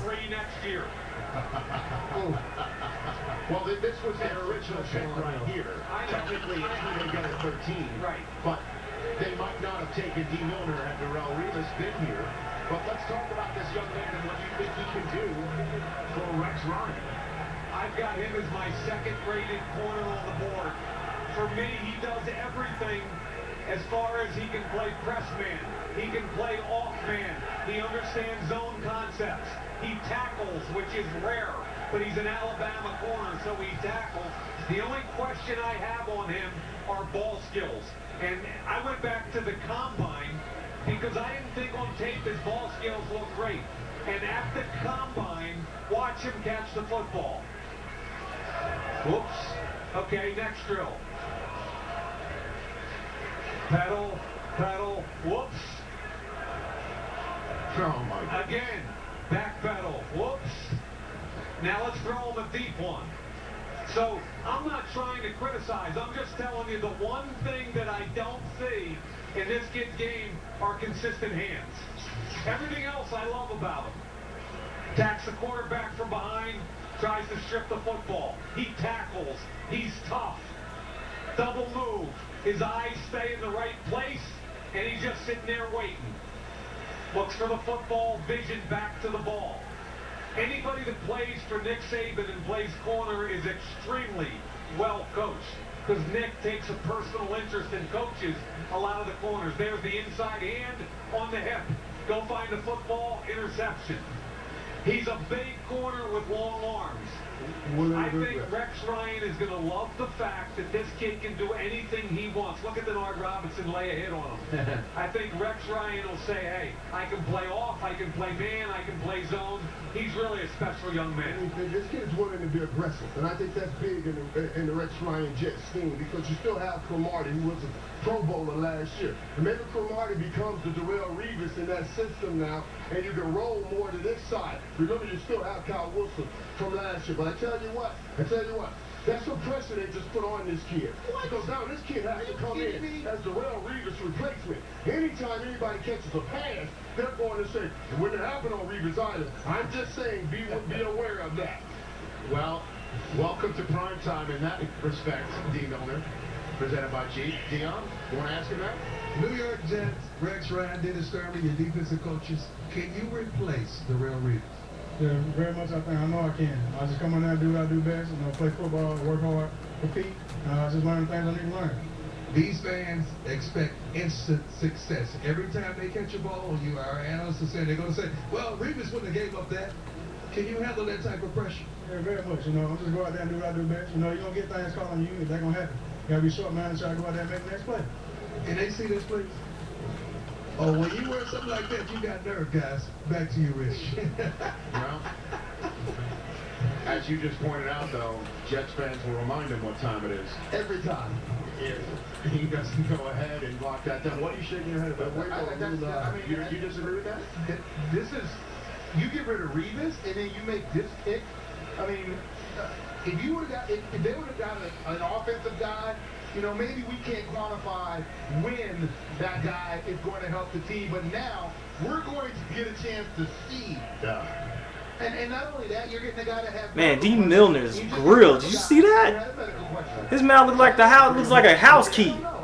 He had 5 surgeries, but he didn't miss a game. He played pretty good. Played through everything. I hear you, but it's a medical versus a medical. Yeah. And how they used him, and Nick's a good coach, we all know that. You talk about, but he played mostly into the boundary. He was a boundary corner, played right and left. But I like how they used him in nickel at times because he can cover anybody in the slot, and he's a heck of a blitzer. This guy's a pretty good all-around football player. He has to stay healthy. The bottom line is this. Jets didn't want to pay Revis the $16 million. Tennessee Titans are on the clock. Jake Locker is also on borrowed time. Broadcast, Mike Mayock, it was over. They didn't want to pay him that money, and they just didn't want to deal with it anymore. Rich, listen, and now I was in this situation, and I was Revis. The thing that needs to happen now is D. Miller needs to pick up the phone and call Revis and talk to him about the system, about what's going on, because Revis is going to give him the information just like when I talked to Edgerrin James when he went to Indianapolis right after me. You befriend the guy, you understand what happened. This is a tough situation. This could end the young man's early career. I mean, this is tough. And the one good thing about it is this kid's coming from back-to-back championships. And the one thing that the Jet locker room needs is some positives, some people that have won championships to get and root out the stuff that's going on in the locker room. Well, at least his first game in the league won't be against the team that they traded Revis to. No, that's true. At least his first national TV game won't be on a short week against Tom Brady. Wait, Yeah, no, it is. It is. That's what's going on. Titans pick is in. Let's see who they pick up. And we are pleased to be joined right now by one of the biggest Tennessee Titan fans that we know. U.S. Army Major Thomas Taylor joining us from Bagram Airfield in Afghanistan. I would love to get your thoughts right now on who you think the Titans should take. Hey, how you doing, guys? With the 10th pick, I think personally that the Titans should select a guard. I like Chance Warmack out of Alabama. So you are making your pick for Chris Johnson. In other words, you think Chris Johnson needs some help right there. Yes. I do like Chris Johnson. I do got one of his jerseys at the house, and I think he can definitely help Chris Johnson with our running game. Well, Major Taylor, thank you, and thank all your compatriots and comrades who are behind you and around you, and know that we do not take for granted what you do for us in providing us the protection that we have and need so we can enjoy an event like this. Thank you so much. God bless and Godspeed. Thank you, guys. Sure. Thank you. And, thank you, guys. Always a pleasure to thank our armed men and women in the armed forces. Handshakes all around. So it appears that a pick has been made. And Always a thank you. Always a thank you to our men and women in service. Major Taylor, Mike. I think they're ecstatic. Son of an army soldier. Now, you've got a choice of So, one of two players that fits a need. Remember, they signed never take that service for granted, ever. Inside. So the young man in Bagram that said, Having said that, back to the draft. Potential. However, keep in mind, Sharif Floyd has fallen. Sharif Floyd's the best tackle and the best player on this board, defensive tackle. They have a need. They've been trying to backfill defensive tackle. It wouldn't surprise me at all if the pick here is Sharif Floyd. And then the Chargers are on the clock right now with the Raiders right after them. The Raiders were the ones who struck the first trade at this draft. Everyone had Sharif Floyd going to the Raiders, and pretty much 90% of all the mock drafts out there, the Raiders traded down with the Dolphins, who popped up to get Deion Jones. Again. And we're waiting for the Tennessee Titans pick right now in the hands of the commissioner heading to the podium. With the 10th overall pick, rounding out the top 10 of this 13th draft. With the 10th pick in the 2013 NFL Draft, the Tennessee Titans select Chance Warmack, guard, Alabama. If you're watching off the NFL Network, pardon me, work beckons. From Afghanistan, is that what people are going to accuse us of now? But there we go, Chance Warmack coming to the stage. That's 2 guards now in the top 10 of the draft. 5 offensive linemen going in the top 10 of this year's draft. I told you, I thought 6 fatties would go in the top 12. and if DJ Fluker, his teammate, goes in the next 2 picks to San Diego, or, well, actually, Oakland's on the clock. So if he, no, San Diego's on the clock now. Right, well, San Diego and then Oakland, right? For Miami. So this show... That's a big fella, that Mike. That's a big fella. That's a bear hug. That's so back-to-back champions, Alabama Crimson Tide. D. Milner goes to the Jets. Chance Warmack to the Tennessee Titans. The Chargers have already made their pick. The Raiders are on the clock. And U.S. Army Major Thomas Taylor out from Bagram Airfield in Afghanistan said he thinks it should be Chance Warmack. And guess what? You betcha! Back with more from Radio City in a moment.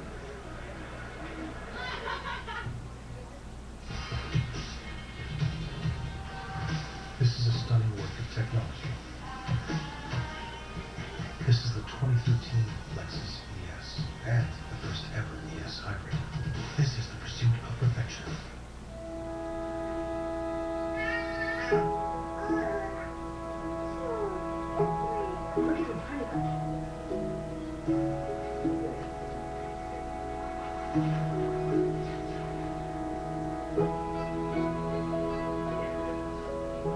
Hey everybody, I'm on streaming live with a tour of my new place, Knowing you can still reach out. and now you've seen it. That's powerful. Verizon. Get Mom a Lucid 2 by LG for free. This is Mike. Mike's being healthy and chewing like a man. With 1-A Biocraves for Men. It's a gummy multivitamin with more B vitamins, which help convert food to energy and help Mike do manly things like wrestle bears and take out the garbage. 1-A Biocraves for Men. Heads Up Football is a great program because it's how we want to block, tackle, and play the game of football with our head and our eyes up. The efforts of USA Football are critically important to make the game better. USA Football is establishing standards by which a person becomes certified to coach. Let's train them to be their very best. It's not just the coaches doing it. You yourself, you can be involved. If your league is not a Heads Up Football league, then you need to become one. Become a Heads Up Football League at usafootball.com. Who are the top 100? Does being over 40 make you feel like half the man you used to be? You feel more tired, out of shape, not in the mood like you used to be?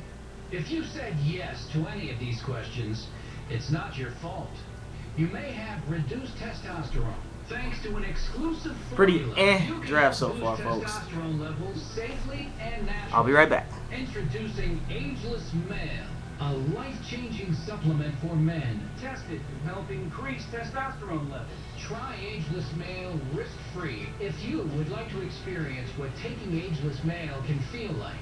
Support for healthy, normal testosterone levels, healthy energy, and increased performance, and more romance when you want it. Why not increase your testosterone?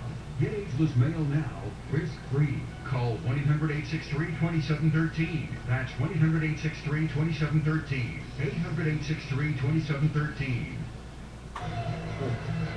Welcome back to Radio City Music Hall. So who are the best players heading into the 2013 season? Find out who the players think are the top 100 players of 2013, presented by Buffalo Wild Wings. Premiering this Saturday at 8 p.m. Eastern Time. The top 10 is complete. 5 offensive linemen and a couple of guys who can hunt the quarterback. 3 of them, to be exact. No quarterbacks, though, guys. We've got protectors. We've got guys to go hunt them. What's happening with these quarterbacks? That's right, Rich. It seems like the quarterbacks are sliding, but no surprise. I'm Ryan Nassib. The plan for the Buffalo Bills was to move back and still give them chance, self a chance to take Nassib. That seems to be what they could do coming up at 16. Yeah, the interesting thing for Geno Smith, though, is all he really has left is Oakland as a possibility. Charges on the clock. Past the Raiders for Geno Smith. You're talking about sliding all the way through this draft unless somebody comes back into the bottom of the 1. Interesting. And there's the Jets at 13, too, and they could surprise everybody with that. But they'll be on the clock shortly. Right now, it's the Raiders who are on the clock. And the commissioner coming to the podium with the ball. With the 11th pick in the 2013 NFL Draft, the San Diego Chargers select DJ Fluker, tackle, Alabama. So all of Chargers are looking to protect. now it's a run on Alabama. They're looking to protect Phillip Rivers. For the Jets, Warmack for the Titans, and now DJ Fluker is the newest protector of Phillip Rivers in Southern California, Michael. Currently on a call right now, but I'm still all about my draft, folks. But he has to protect Phillip Rivers. So, and pick. Until they drafted this young man. Now DJ Fluker reminds me of Phil Lodol, the right tackle in Minnesota. He's 6'5". On a good day, he's 340. He also has the longest arms in the draft. He's got very average feet, but with his length, you don't need great feet. So he'll plug in and start day 1 at right tackle. I still think they've got to upgrade the left side. King Dunlop, to me, is not an everyday starting left tackle. And what this means is the Raiders, if they did covet Sharif Floyd, if they did want him at 3, they moved all the way down to 12, and guess who's still on the board? Good job, McKenzie. This is Sharif your homework. Floyd. This is doing your homework They're right still here. on the clock, those Raiders, and again, we'll see what's what. But here comes DJ Fluker to the podium. And Steve, do you like this pick? I do. We just saw Nick Saban there. He's with his guys, 3 Alabama Crimson Tide in a row. But you're talking... Go ahead, Mike. No, you got it, man. Well, look at this guy. He's a big guy with 36-inch arms, but he can move now. If it doesn't work out, Hooker here at the tackle, he can always move inside the guard. But let's play this guy at tackle. He's got a good strike. He's got a good base right here, very strong. And the reason the Alabama Crimson Tide walked all over the Notre Dame in the championship game was because this offensive line dominated the front 7. And it starts with this guy right here, Chance Warmack. Mayock, when you look at a tackle, you rarely see a tackle with quick twitch muscle. Right. Like this guy. That's how quick he's popped. Just look at his feet. Look how he shuffles. Watch how quick his hips are. This is. I think he can play play left tackle, Mike. And Philip Rivers at his feet has got to be better than he has been in the last year or two. And you help him out by protecting this guy. Because if you get Philip Rivers time, this guy, he can slice you up. So DJ Fluker, very valuable for Mike McCoy in his new offense. Yeah, Marshall, I don't see him on the left side. I watched a bunch of their tape. I love his length. He's got great length. He's got great hip snap in the run game. I'm not sure he can handle speed on the left side. So Fluker is going to be out there in the AFC West in Southern California for the San Diego Chargers. As for the team in the AFC West that was picking first in that division, Looks like the Raiders might get Sharif Floyd after all. we still have yet to hear from them because they traded down and they still have a guy they could have had at 3. Still there at 12. Will it be Sharif Floyd? Come back. The 2013 NFL Draft is brought to you by Draft Extra, your companion app for the NFL Draft, presented by State Farm. Download now at NFL.com/extra. All right, one moment. Let me get that for you. Up next for Career Day, quarterback Aaron Rodgers. That State Farm agent said she helps people. What do you do? I play football. That's not a job. Well, Did you say my dad's hundreds with the discount double check? no, but I was MVP last year. Mr. Hubble says trophies are for people with self-esteem issues. Who's Mr. Hubble? That's Rod Hubble. No, it is not. For savings, we're best in class. Discount double check. Get to a better state. State Farm.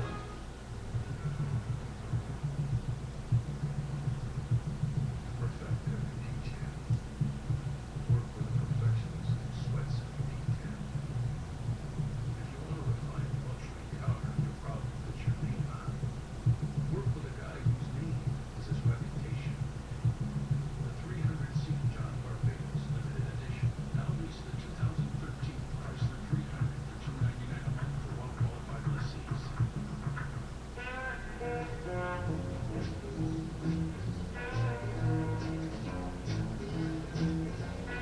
You've reached the age where giving up isn't who you are. This is the age of knowing how to make things happen. So why let erectile dysfunction get in your way? Talk to your doctor about Viagra. 20 million men already have.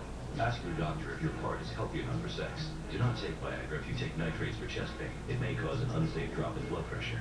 Side effects include headache, flushing, upset stomach, and abnormal vision. To avoid long-term injury, seek immediate medical help for an erection lasting more than 4 hours. Stop taking Viagra and call your doctor right away if you experience a sudden decrease or loss in vision or hearing. This is the age of taking action. Viagra. Talk to your doctor. Research suggests cell health plays a key role throughout our lives. One A Day Men's 50 Plus is a complete multivitamin designed for men's health concerns as we age. It has 7 antioxidants to support cell health. One A Day Men's 50 Plus. Tomorrow on a 2-hour edition of Path to the Draft, who are the biggest winners and losers of round 1? What was the biggest surprise? And break it all down. Plus, we'll take a look ahead to rounds 2 and 3 of the 2013 NFL Draft. Tomorrow, 11 a.m. Eastern. Welcome back to Radio City Music Hall. The Oakland Raiders have just selected. The Raiderettes are keen to find out the information that we are as well. The Raiders were originally picking 3rd overall. They struck the first deal of the night. The Miami Dolphins flipped them the second-round choice, their first second-round choice, for the right to pop up 9. All right, got my caller on hold while I give my commentary on this pick. Wow, Raiders front office is actually doing something that the Raiders front office hasn't done in years. That's actually have a damn good draft in the first round by their standards, at least. So it's gonna be interesting to see who they pick. Like I said, Sharif Floyd is still available. Second first-round selection, Mike. You have the floor on this moment. First of all, I want to give the administration of Oakland an awful lot of credit here. Trading out of the 3rd slot. They didn't get book value, and I don't care. They dropped down, they got a pick, and I think it'll either be Floyd or maybe even the quarterback, Geno Smith. All right, that would certainly light up this crowd here. As again, this is a reminder of the terms of the trade, that the 42nd overall selection that belonged to the Dolphins, who still have a second-round pick, was sent to the Raiders. And the Raiders did not have a second-round choice because they sent it to Cincinnati in that Carson Palmer trade. They now have that second-round choice, and they could have Sharif Floyd having their second-round choice and Sharif too. That would be a major coup for Reggie McKenzie to get this guy he wanted and another pick. That's good work. Second, you would believe. Let's see what the commissioner has in saying here. With the 12th pick in the 2013 NFL Draft, the Oakland Raiders select DJ Hayden, Well, defensive back. Wow. There's a surprise. But Raiders do need secondary help too. Asamoah gone, and they really haven't had anything else after that, so not bad for them. Freaky hit to his chest from his own teammate. He almost bled out internally. He can play presser off. You got to root for the fairy tale ending here. But everybody at the University of Houston did the right thing. And this young man survived massive internal bleeding. He's been cleared by all 32 NFL medical staffs. People were worried about whether or not he'll be the same kid after a near-death experience as he was before. Here's what I'll tell you about this football player. At his pro day, he ran 4.38 when he was medically cleared. The first tape I put on was UCLA. In the first half against UCLA, he had a great interception, a forced fumble on a hustle play, and a pass broken up. The second game I put on, he had 2 interceptions, 1 return for 95 yards. And the third game was Louisiana Tech. You guys remember the name Quentin Patton, Yes, the sir. wide receiver from La Tech? Yes, sir. This kid squatted on him, didn't let him off the line of scrimmage. Patton had 4 catches for 36, and Oakland just got themselves not only a great story, but a heck of a football team. And there's now been a run on DJs. DJ Fluker, DJ Hayden. I think our DJ, Daniel Jeremiah, they might be checking his Appalachian State tape. And as we see Geno Smith still waiting to be drafted, I want to go to our DJ, who said if he gets past the Raiders at 12, he might slip out of this first round. Daniel Jeremiah, I'd love to get your thoughts on where do you think this guy, Geno Smith, is going to go? Well, he's just starting to run out of options, Rich, when you look at it. You've got the Jets, and after that, you just look and say, where is he going to go? I don't see anybody. I think you look at Jacksonville, I believe, is very high on him, picking first in the second round. I'm sure other teams know that. Maybe they would try and leap in front of them to select him, but Ian, it's tough to figure out where Geno's going to land. No, it really isn't. As you get further and further up in the first round, you start to think of other quarterbacks who probably have pretty good value to select here. Of course, Ryan Nassif, possibility with the Bills. And now Jimmy Ryder start thinking maybe E.J. Manuel, maybe Matt Barkley from USC. A lot of options now. And unfortunately for Geno Smith, who's just waiting and waiting, he becomes just one of them. And you think the Bills would, if they're at 16, they wouldn't take him? They would Jets lost, get a pick again. Who are they going to pick this time? Massive, or you even heard Matt Barkley's name. You haven't heard Geno's name with Buffalo in a very long time. Yeah, in fact, It's going to be really interesting to see who they pick with the second pick, though. Big fans of Geno Smith. I'd be shocked if that happened. Wow. So the New York Jets' second selection. This is the one they got 5 days ago when they sent Darrelle Revis south to Tampa.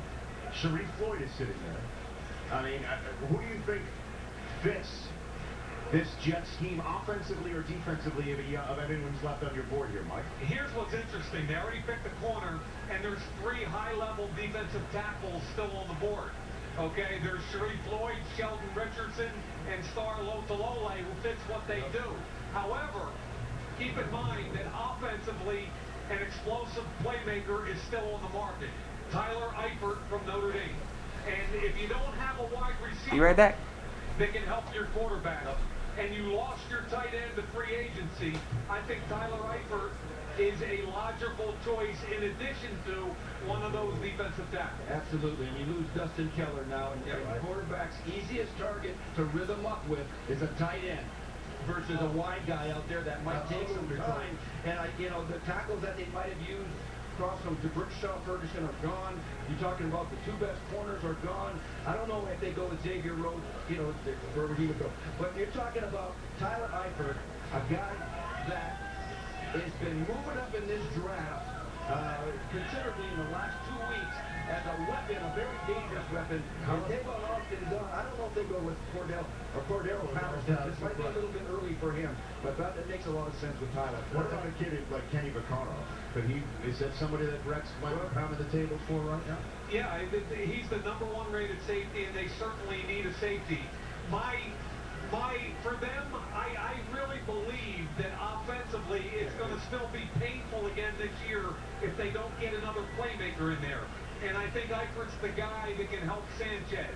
There's not value outside, and on the defensive side of the ball, those defensive tackles like Starlo Talole fits exactly what they do. Yeah.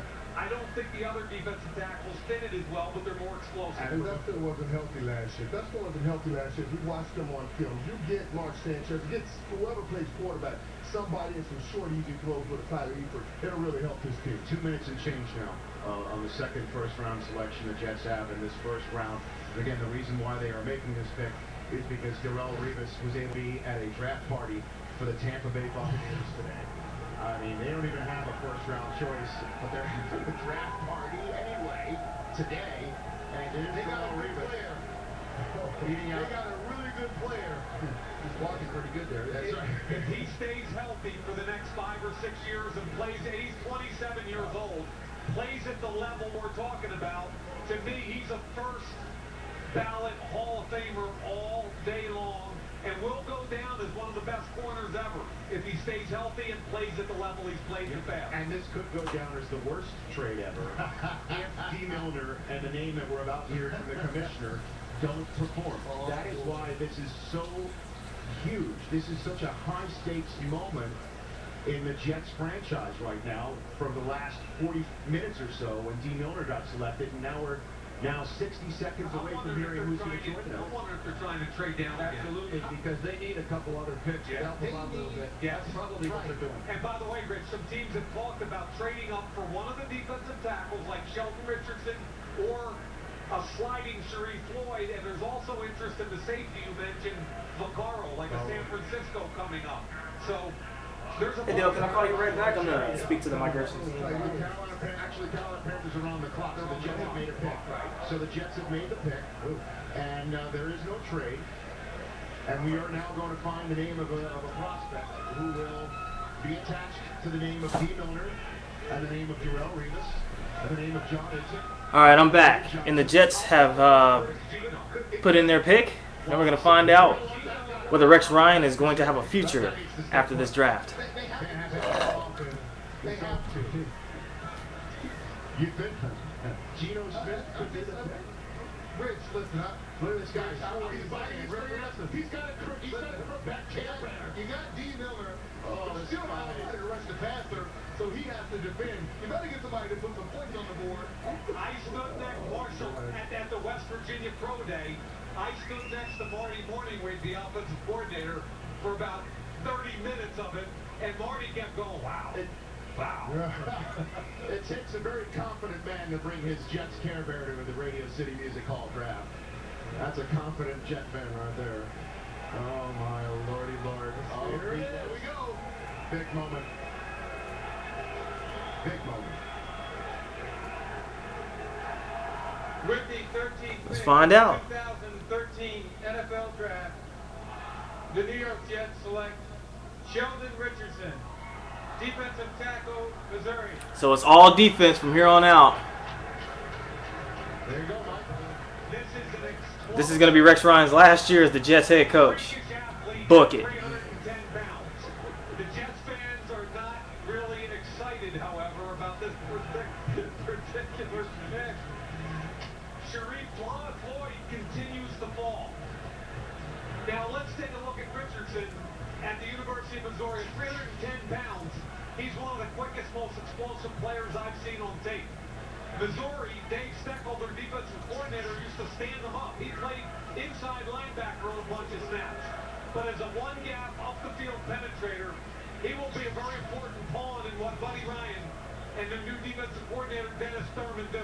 Look how quickly he beats the tackle across his face, makes the play. Now, guys, here's his signature play. Against Kentucky, he's going to strip the ball. Watch the way this guy runs. At 310 pounds, look at him. Man with football. He's rocking number 34. You can tell this guy to run. Now, this guy led all SEC interior linemen and tackles, and that's exactly what the Jets need because we don't have a Darrelle Revis. Carolina Panthers with the 14th pick. It's in. Definitely guard Maybe defensive end. Well, and a lot of people are wondering Maybe corner. Rex Ryan would have in these two selections with only 16 games on a contract remaining. And, you know, obviously offensive players might not have been the value picks at 9 or 13. I love Jet reactions. I love Jets fans' reactions to draft picks. Defensive tackle and somebody else named D. Millman. Maybe Richardson will wear 24. Hot off the presses. And he'll be part of the hot press known as the Jets Crucible. Minus Revis.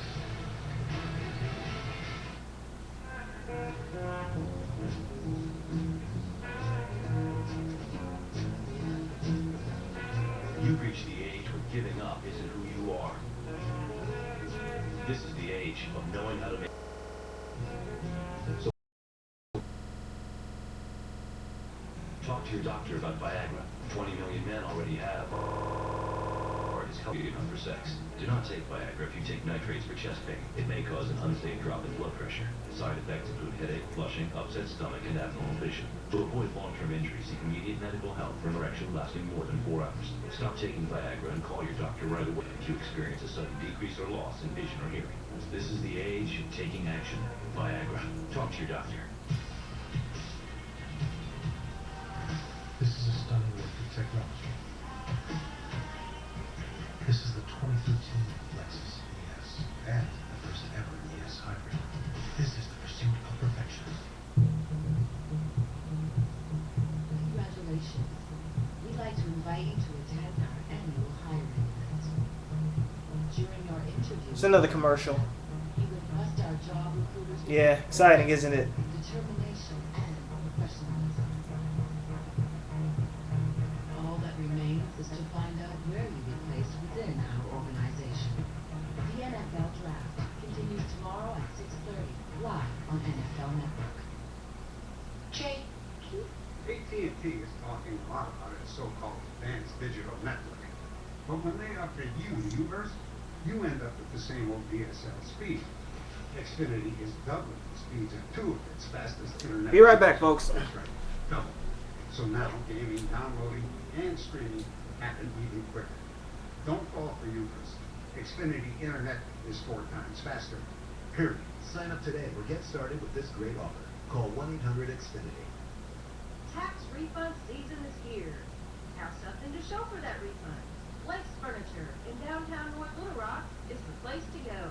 Need to establish or reestablish credit? Blake's reports to the Credit Bureau. Money down. In-house financing. Blake's Furniture delivers your new furniture or appliances right to your home. Serving the Twin City area for 60 years at the corner of 4th and Main, downtown North Little Rock. All it takes is Blake's. The Carolina Panthers handshakes all around. There's Mr. Richardson, the owner, top of your screen, sitting down in the Carolina blue sweater, tie. Handshakes all around because the Carolina Panthers have made the 14th selection in this 2013 NFL Draft. The Saints are on the clock, and you'll definitely want to stay tuned for that. Not only because it'll be Sean Payton's first round choice in 2 years, but it's also a very special person who's going to be announcing that pick. But first, here comes the Carolina Panthers pick, number 14 overall, everybody. With the 14th pick in the 2013 Panthers. NFL Draft, the Carolina Panthers select Star Lotulelei, defensive tackle. Yeah, there it is. I was off, but it was defensive line. 6'2.5", 311 pounds. He won the Pac-12 Morris Trophy, which is the best defensive lineman, and I like that because it's voted by the offensive lineman in that league. He's a prototypical both nose tackle and 5 technique, meaning he can play outside the offensive tackle in a 3-4, or he can play inside. Carolina's going to love him inside, and there he is. That's pretty cool, man. Congratulations, Star. It's a long way from Utah. They re-signed Juan Edwards, and he's going to be a great pair with Juan Edwards. Now, this kid can Interesting. play. He's got scheme versatility. Look at him cross the face, make a play. You can see explosion and quickness in his game. Again, now he's over the center. I love this kid over the center. He's got real good quick hands, great get-off. He's going to get you some push in the pass game, and a defensive coordinator like Sean McDermott is going to love having a piece to move around in sub packages. Again, look at the tilt, the strength. Check it out right there at the point. The strength, that's really good right there, fellas. It's up the field. When he's not now at Utah, he played a big percentage of snaps. When he's not tired, that's what you see. Wow. Leverage, power, and explosion. Now, I mean, we're seeing freakish athletes at all positions, obviously. Yeah. So it changes the idea of what really is called a skilled position. But that said, the prototypical, I guess, traditional skilled position player is an extinct animal in this year's draft so far. We're 15 picks almost into it. One wide receiver. Everyone else is a lineman or a corner. It's really remarkable. Star comes through. Cheers and applause. A family affair at home. I just realized something. Tavon Austin is the only offensive skill player, QB, running back, receiver, tight end, to have been drafted so far. Everybody else has been offensive line, defensive line, or cornerback. This is larger than life. Hurry in for Sears lowest prices. That's pretty interesting. I don't think I've ever seen a draft like this before. No running backs. Tavon's the only receiver taken. No tight ends yet. No linebackers. Teo. But seriously, Tavon Austin, if I'm looking at this correctly, is the only skill player drafted in the 2003 NFL Draft first round so far, and we're halfway done with it. That right there, folks, lets you know that there was little faith in the offensive skill players coming into this year's draft, or teams felt like they can get them for cheap later on. So that's what we have, folks. You were my first. Wow. I knew it. True.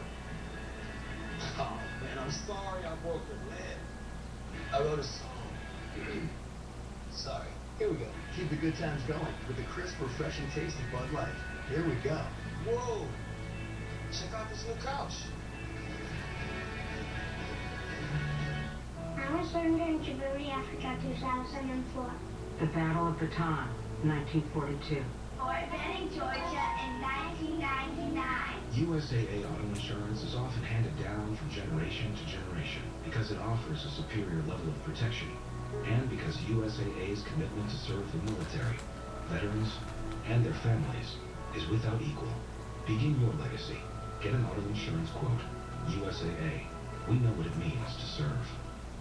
Coming up tonight on NFL Total Access, a complete recap of the first round of the draft. Who were the day one winners and losers? And who are the best prospects still on the board?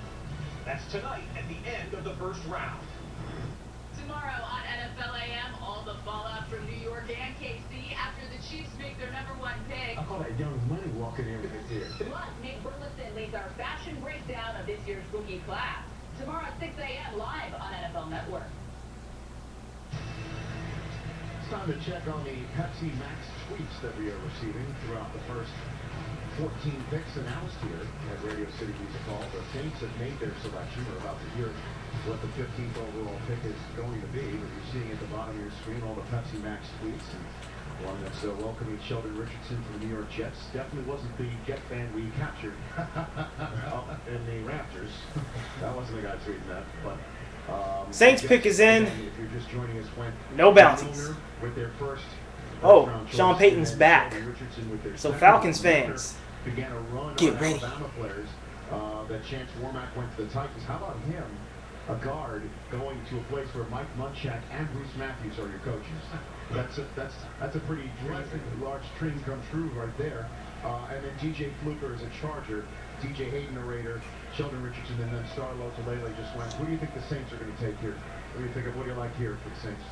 Well, Moose, it's a 34 conversion, so you've got Rob Ryan as a coach, so the first person you're thinking, I think, is Jarvis Jones. the outside linebacker from Georgia. I thought Star Lotulelei was a really obvious choice, but he's now off the board. So if it's not the edge guy, Jarvis Jones, it could be a safety Mooch. They have some safety needs. What do you think? Yeah, if you go with a safety, it's got to be Kenny Vaccaro. But Jarvis Jones is a guy that transferred from USC, right?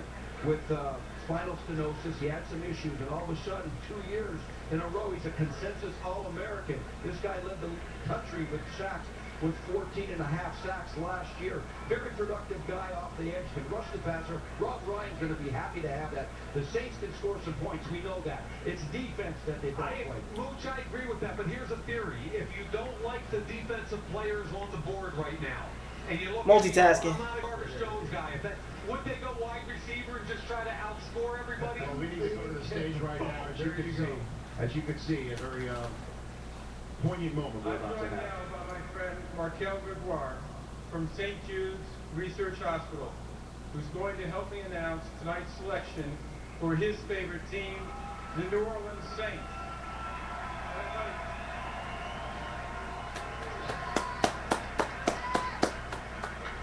With the 15th pick in the 2013 NFL Draft, the New Orleans Saints select Kenny Vaccaro. Oh! Saints got Kenny Vaccaro. Defensive back, Texas. There you go. That's well done, Markel. 13-year-old from Louisiana. Before we get to Kenny Vaccaro, the NFL is St. Jude's official champion of play, and funds they raise through the relationship between the NFL and St. Jude's is going to benefit St. Jude's Child Life Department to provide St. Jude patients opportunities to play and experience a sense of normalcy while in treatment. We all know, again, the passing recently of Pat Summerall. St. Jude Research Hospital was near and dear to him. Now, here we go. Here's Kenny Vaccaro now to the Saints. You like this fit, Mike? I do, and as much as I like Roman Harper as a football player, he's somewhat limited in the box, okay? So you finally have a safety that can play with Malcolm Jenkins as far as an athlete. This is a young man that this year at Texas dropped down over the slot, covered slots man-to-man. He's a good tackler, although inconsistent as a tackler. And I also went back to his tape a year ago, Mooch, because I wanted to see him come off the hash and play deep stuff, and he's very good at that. So he's highly athletic, inconsistent a little bit as a tackler. He's had 2 minor off-the-field instances. He's got to grow up a little bit, but outside of that, I'm telling you, he fits perfectly what they do. Got to know him a little bit with Game Changers. He spent the day with us over here, and when you watch the film now, he's one of these newfangled safeties where you're not just playing zone. You got to come down in the box, and you got to be able to tackle. You got to be able to cover the slot. Yep. Ryan Swope ran the man, and he comes off the edge, and he'll tackle. This kid is a smart guy. I'm sure the Dallas Cowboys might go. Yeah, they're hurting right now. A guy like this. Yeah, this kid come tight ends, man. They took the guy I wanted. Saints got Kenny Vaccaro. See him this season. Ah, well, good pick for them. Their defense was atrocious, so they definitely needed it. And Rob Ryan should have some fun having him in the fold. So, who that? You have two safeties that either can drop down and Jenkins and now Vaccaro, and that's what you want. You need that in this league. You can't have a strong and a free. Buffalo Bills pick is in. Remember, they traded down with the Rams, so they finally get on the board. And both guys need to be able to play the back end and drop in the box, even cover slots at times, and now that's what the Saints have, versatility. Who do they have to match up with? The power right now, it belongs to Atlanta. They have the receiving core, and he's going to bring them versatility on the back end. This kid here, that's a great pick for the New Orleans Saints. And Texas has suddenly become safety U. For the first round, Michael Huff, Michael Griffin, Earl Thomas, and now Kenny Vaccaro. The first round choice the Saints have had from the University of Texas since Ricky Williams. It's been a while since that marriage has taken place. Deion Sanders, you are out on the board. Welcome to the Prime Time. He's the most comedic guy that's been drafted. You say you're shaking. Why are you shaking? Man, I can't even talk. You see him chattering. My teeth are chattering, man. It's just been, I've been grinding my whole life. Literally since I was 4 years old, this opportunity is finally here. What should the Saints expect from you? I'm going to come in and dominate. Earl Thomas told me to come in, have a chip on your shoulder, and put an impact on this league. Don't just sit around and wait for somebody else to take the job. Congratulations, my man. Done. Boy, he's talking. So, if you're scoring at home, as we have reached the first halftime of the first round.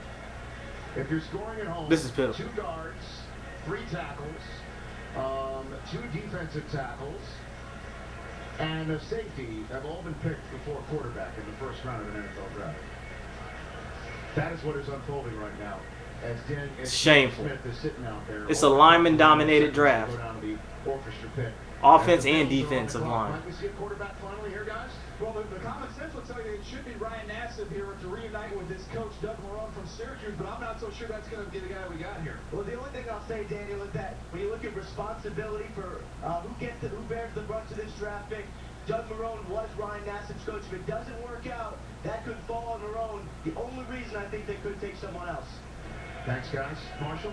I'm staying on the quarterbacks here for Buffalo. I mean, if you decide to do, say, what Miami did last year with Tannehill because they had his college coach, you can do the same thing here. You draft a guy that you know what he's like off the field. You know that he's going to put the work in, but we know that Geno is the talent right here, but who they feel comfortable with, I think the dark horse here could be E.J. Manuel. And what kind of surprise would that be if he was the first quarterback off the board? I love his upside and his arm. With the 16th pick in the 2013 NFL Draft, the Buffalo Bills select E.J. Manuel, quarterback, Florida State. The first quarterback taken is not Geno Smith. It is not Matt Barkley. It's not even the quarterback that the current coach of the Buffalo Bills coached in college. It's E.J. Manuel out of Florida State, who is now going to go to Western New York. Kurt Warner joining us from our Los Angeles studios. What would be your thought on E.J. Manuel? Well, you know, Rich, I really liked him when I watched film on him. Big, strong guy, very mobile guy, can make all the throws down the field, very accurate. Loved his leadership. The fact that he was a winner, 25-6 when he started at Florida State. So I am a little bit surprised that he's the first quarterback off the board. But really, like Mike said, I like this kid's upside, and I think he brings everything to the table. I look at this kid like a piece of clay. And you can mold him into something really special. We're talking about a 6'5", 237-pound athlete with natural arm talent. And he's a smart kid. I spent some time, and he was a cute kid too, wasn't he? But I spent some time with him at the Florida State Pro Day, and he's raw, but again, he's that piece of clay where you take him, named Hackett, Nathaniel Hackett, and you can turn him into what you want. Now, the first tape that I saw was Florida, and thank God I watched his other tape, because it was his worst game. He had 3 interceptions, a forced fumble, bad decisions, but then you put the Clemson tape on. 27 for 35 for 380. Wow. 11 runs for 102. No interceptions. That's the tape that kind of opened my eyes to this kid's potential and why I moved him all the way up my board, Mooch. Yeah, and I did the same thing. Excuse me, Mike. I watched Florida first, and he wasn't very good. They lost that game 37-27, but then I put on Maryland, and he plays under the center. He's not just a pistol offense guy with running option, all that stuff. He throws the ball down the field. He's the best at 8.78 yards per attempt. It's not always dink and dunk, Mike. They throw the ball down the field, and this guy's got some intangibles now. He went 12-2 last year as the quarterback, 25-6, and he's a winner, he's a leader, he's a verbal guy, and like you said it, raw and potential, boy, with a 6'5" athlete, they have Pendon Cobb to buy some time, see if he can get it done, and groom this guy for the future. That's my concern. When you get a raw guy and you send him that's inconsistent, and you send him to an unstable place like Buffalo, that could be a dangerous thing for him, because we don't know. A little bit shifting in and out of coaches, it's in and out of our offensive system. That's something we have to watch. Now, he is a young talent, he's a raw talent, but he could be dangerous if they're not stable in Buffalo. Who better to introduce him and welcome him to primetime than a fellow Seminole? Dion? Guys, we're having a moment right here. He's thinking about his mother. Take me to it. Tell you what, man, I'm so happy, man. My mom, dad, sisters, man, and grandmothers. makes so many sacrifices for me and my sister, man. It's just amazing.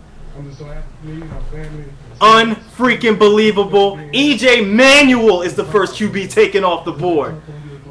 Wow, Geno lost. It's been tough because, you know, as a football player, you want to just focus on football, man. But when your mother's sick, she's doing better now, man. But it's just the thing about the journey, man. When I was a kid, and ups and downs, bro, just everything. Just when this moment comes, man, you get that call, it's just amazing, man. I'm just so happy. I'm just so happy, man. Wow. Things that she tell you to keep you strong. This my mom always been positive. She's dealing with breast cancer, and you know, she's just being positive on and helping me through the season. It was never about her. It was always about making sure I was okay, making sure the rest of everybody else was good, and I'm just so happy, man. We're gonna explain how I feel right now. Well, I'm sure she's proud. Her baby's going to the Buffalo Bills. That's right. They play quarterback. That's right. First quarterback take it. Yes, sir. Did you expect that? I did. I mean, I didn't know how the draft was gonna work out. I knew Buffalo liked me a lot. I met with the coaches. Mr. Nix is a great man. So I'm just so happy, man. I'm just proud. I'm happy. I'm happy, man. What college you went to, by the way? FSU, Florida State. There you go. Back to you guys.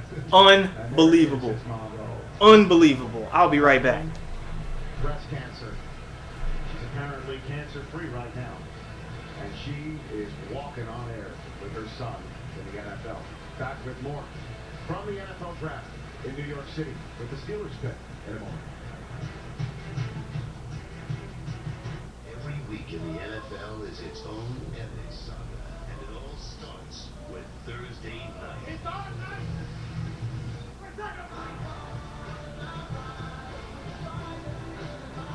Fade to the corner.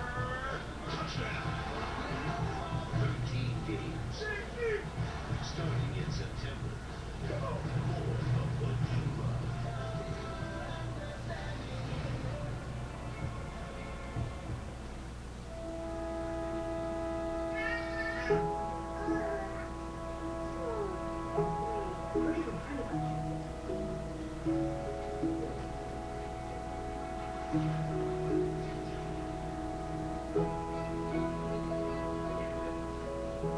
Hey everybody, I'm on streaming live with a tour of my new place, Knowing you can still reach out. and now you've seen it. That's powerful. Verizon. Get Mom Alexa 2 by LG for free.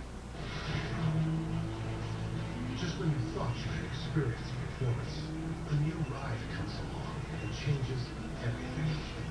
The 2013 Lexus GS. This is the pursuit of perfection.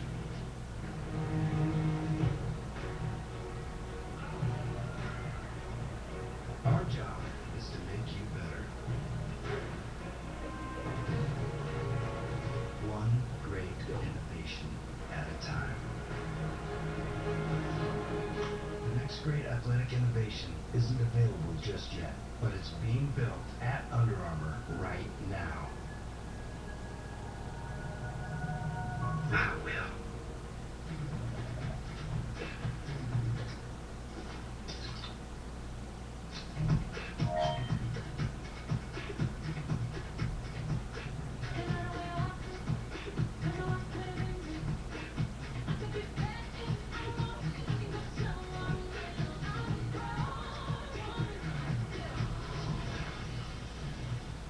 Embrace your past, but live for now.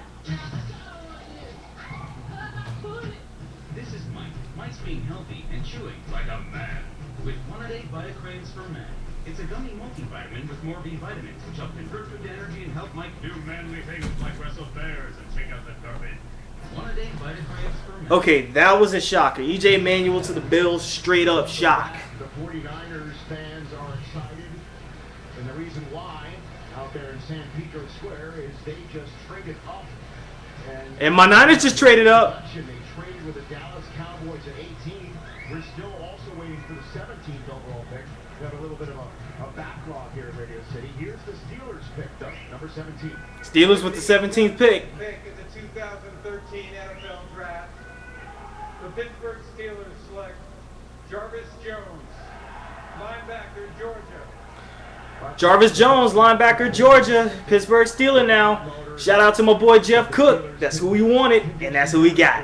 Usually, that's the type of player that they plug in there, right there, Mike? He he's a pretty good fit there in Pittsburgh. Questions about the medical stenosis and his 40-yard dash time, which was 4.9, but I think he's a baller. Bottom line, short area quickness. He's got a tremendous motor. He plays with leverage. And my Niners just traded with the Dallas Cowboys for their number 18 pick. So let's see who my Niners get this round, boys. From a body type and an explosion perspective.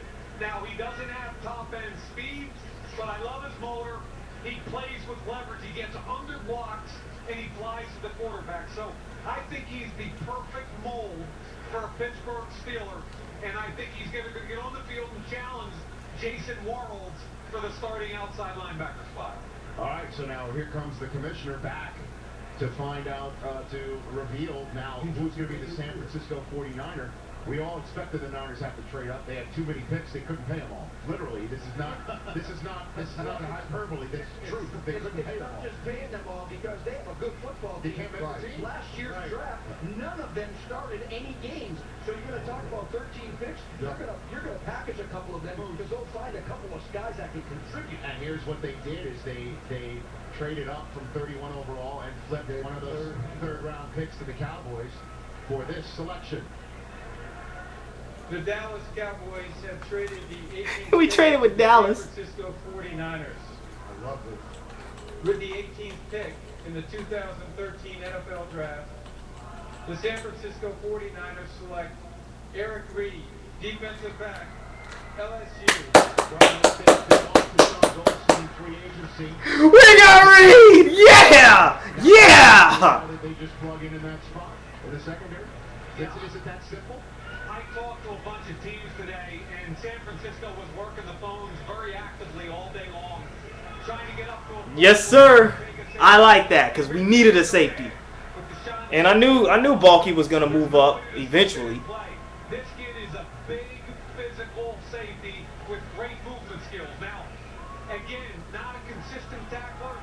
I wasn't wild about his bowl game against Clemson, especially in the fourth quarter when DeAndre Hopkins took the football game over. But this kid can flat out play, and he will be a wonderful complement to Dante Whitner. You know, going to that San Francisco 49ers defense, they're going to expect you to step in and have a tough nose and play tough football because that's what they do in the 49ers organization, but that's what he is. I think it's a good pickup for the 49ers. And there's Burton Hanks of the league office, formerly of the 49ers secondary. I think he's going to make him do the chicken walk with his daughter, who assumes who that is. And Mike coming out on the stage. I just think schematically, if you look at what they do at LSU and what they're going to ask you to do, how you play the alley, how you sometimes cover the corner, how you drop back in the box, this is just a natural fit. We're walking in, man. This is a natural fit for them. It's a mid-first round pick. Young girl out there in Radio City, neat to share it with family. With the commissioner of the NFL. Aww, what an adorable girl. Is a favorite to be in this city or this area across the Hudson River, hoisting Lombardi and hopefully maybe not kissing it because you can have one of those Christmas story type moments with your lips stuck to the trophy. But it's the Super Bowl here in the metropolitan area, and which one of these rookies will get to play in it? And here is Eric Reed. The San Francisco 49ers, the Giants are now on the clock as we're back up to speed here. Well, G-Men, they're getting ready to pick. 3 and change left. Might be looking to shore up that front four. Might be looking at a linebacker. I think in this draft, as the Giants have selected, putting the Bears on the clock. What do you think, So it's gonna be interesting. I think it's gonna be on the defensive side of the ball with the Giants pick here. They signed an inside linebacker, Danny Connor, to compete with Herzlich. I think they need an offensive lineman, and people are going to say that board's been picked over, but a very non-sexy pick is the correct pick here for me, and that's Justin Pugh from Syracuse. They're 33 and 31 years old on the right side. Chris Snee is coming off hip surgery. This kid can play guard or tackle, and that offensive line needs youth and versatility, and it might not be sexy, New York fans, but Mooch, to me, that's the perfect fit. Yeah, so Doug Marrone coached him over there at Syracuse, and this guy has played every one of the offensive line positions, and that's a plus because he's not just a right tackle or just a guard. This guy can do it all. You pick him, and you plug him in there and start him someplace. If you have to move him to tackle later on or whatever, he's available to do that. This guy's 6'4.5", 300 pounds, and he started 34 games out of 34. Very dependable, smart player, versatile player for Tom Coughlin if he chooses to go this way. The Giants fans selecting their team selecting 20th. Rich, they do a really good job at drafting guys that play for them. Those guys come in, they insert them, and they help their team. Their first-round picks usually come in and play well. Picking 19th overall, pardon me, after missing the playoffs after their Super Bowl championship season, and they are going to be taking on the team that's currently on the clock on Thursday Night Football. One of the games that I'm looking forward to, certainly the Giants at the Bears. And then again, we are in the Teo zone, as I mentioned, with the Bears having 8 minutes left on their clock right now, waiting for the Giants pick to get out there. Do you think the offensive line is the right pick here as well, Marshall? You can't go wrong when you talk about the NFC East. If you have a need at offensive line, Mike mentioned the age, and what you don't want to happen is have those guys get older and not have people behind them learning your system. And Marshall, when they get old together, yes, it's really bad. Yes. And that's what's happened on the right side. David Deal, 33. Yeah. And what you guys, you know this, when you line up and you get active 46, teams are only going with 7 offensive linemen right now. You have to have some position flexibility. Play guard, play tackle, guards have to play center, play guard either side, because you don't suit up a lot of guys. So you have to have, you can't have one-trick ponies on your offensive line. This Justin Pugh kid is a very versatile lineman. You better help them get back to the Super Bowl. With that Super Bowl being right here in New York, you better believe the pressure will be on the Giants to get back in the playoffs and get a chance to get to that Super Bowl. I want to throw it down to our pit crew. I mentioned again, the Manti Te'o still sitting out there. The Bears are on the clock at 20. I know the Vikings have 2 picks coming up before the night is through. DJ and Ian, what do you guys think? Well, Rich, you know, all the way through, we've heard that 2 teams had big infatuation with Manti Te'o. One of them was the Vikings, another one was Chicago Bears. They obviously have to replace Brian Urlacher. From everything I heard, talking to people involved in this situation, I heard the Vikings would have to jump the Bears if they wanted to get Te'o. Yeah, the last possibility would be the Ravens with pick number 32. Teo's going to be garbage. Yeah, I said it. Always interesting when a metropolitan area team or anyone else. All right, Turnpike Corridor makes it. And now the G-Man with their pick. Let's see how this one goes down. With the 19th pick in the 2013 NFL Draft, the New York Giants select Justin Pugh, tackle, Syracuse. Ha! There you go. I was wrong. It's a lineman, but another offensive lineman. It is an offensive lineman stampede in this draft. You know, the Giants fans, they trust their GM and their picks. There's just a different noise in this building. The Giants fans trust the stability of Jerry Reese and their general manager and their picks. And understanding that, listen, this guy is going to come and help our team be a swing man. He can play inside and out. And he's going to be here for a while. It's just a difference when you hear the Giants pick versus the Jets. They start building something there. You got a young David Wilson. You start building these young linemen. And you know the Giants are, as much as we love to talk about Eli in the passing game, the Giants love to try to run the football, and that's what they're getting. Forget the arms, guys. 32-inch arms, I don't care. He can play left tackle, he can play right tackle. He can play right guard, he can play left guard. Marshall. Why certain guys would you say forget the arms? 7 offensive linemen drafted in the first round alone, and there are still 13 more picks to go. And when he locks on, he's got heavy hands. 7 of the top 20 picks have gone to offensive linemen. That is astounding. He's under control. Left tackle. He sits into it. He's a natural bender on the left side. Now, for the Giants, I think he's going to play right tackle or right guard just because of the age and the injuries. But this is a guy with really good feet, and he's a technician. I love watching this kid's tape. Mike, I asked you that because my coworker, Hall of Famer Warren Sapp, always tell me long levers win when you're dealing with tackles and defensive ends. So when you tell me a guy can play and he has short arms, I just want you to explain it to me. And that's perfect. He's a technician. Angles.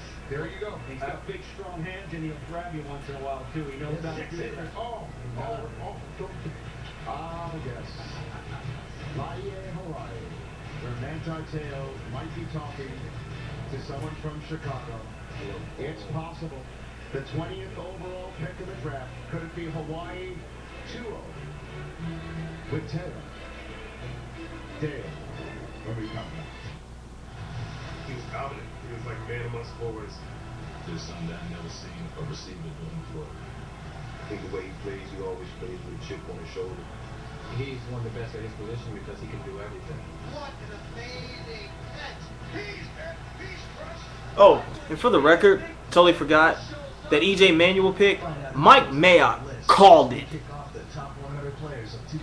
Why do you think I trust Mayock more than any other football insider?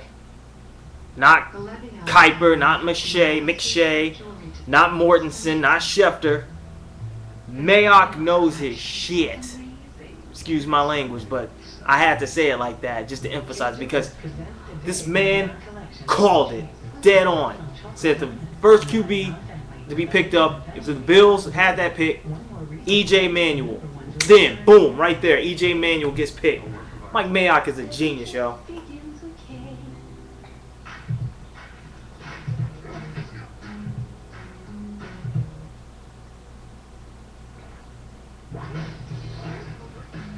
Flat-folding seats plus smart slide entry. The engineering of one detail means you won't always need the other. That's professional grade. Introducing the new GMC Acadia. Now lease the 2013 GMC Acadia SLE for around $299 per month.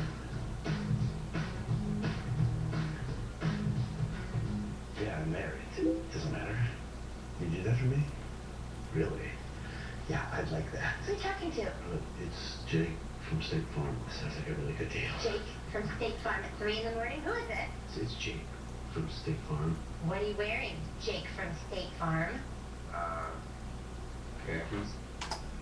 Shit, that looks hideous. Well, she's a guy, so... Another reason more people stay with State Farm. Get to a better state.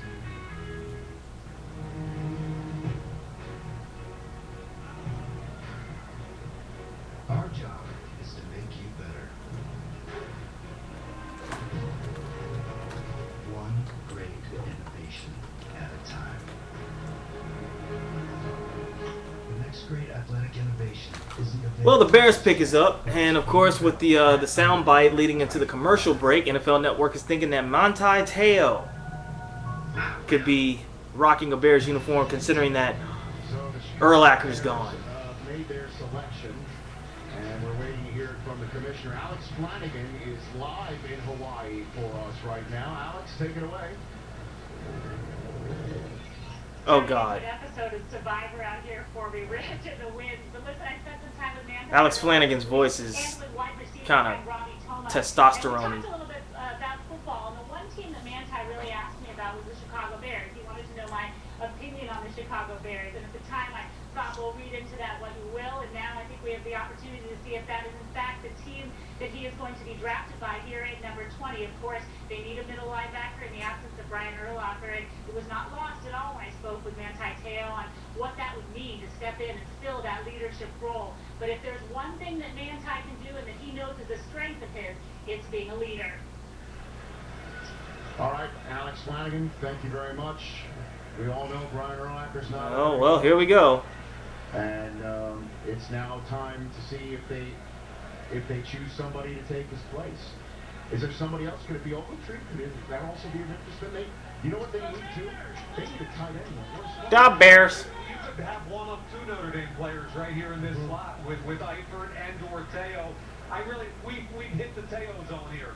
Chicago at 20, Minnesota 23 and 25, and then at the far end, of course, you've got Baltimore. So I think Te'o goes somewhere in here. And you mentioned Ogletree. He scared a lot of teams with his off-the-field stuff. He's a wonderful athlete. He plays linebacker like the former safety that he is, and his off-the-field stuff has scared people. So I'm not so sure how far he could go. And we've seen an interesting night so far. How about Sharif Floyd? What's going on with him, you think, I've been Mike? texting around trying to get answers, and that's a forgotten story here. I mean, I don't know what's going on, but there's something going on because he's too talented to still be on the board. Yep. And every single offensive lineman with a first-round grade that you have, Mike, is off the board. Yep. Gone for the night. Here's the commish. With the 20th pick in the 2013 NFL Draft, the Chicago Bears select Kyle Raw, guard, Oregon. There you go. Another offensive lineman. 8 of the 20 picks in the first round. Offensive linemen. 40% of the picks in this draft have been offensive linemen. That is incredible. And no Teo. Not now. That down the road could be a starting tackle. Now, when you talk about bloodlines, okay, we're talking about big old 75, fellow Hall of Famer, my couple of my buddies up here. Howie Long, one of the most explosive defensive linemen in the history of the game. And then, of course, Howie's oldest son, Chris Long. Chris was the second pick in the draft, has become one of the best defensive ends in the draft. And I think Kyle's a different kind of guy now. Kyle went to Florida State to play baseball. He's raw, he's aggressive, but down the road he's going to be special too. And he is now a Chicago Bear, as we are still waiting to see if Geno Smith is going to get drafted tonight out of West Virginia. Sharif Floyd, who everybody thought would be 3rd overall. He's still available for the Bengals, who are on the clock, 21 overall.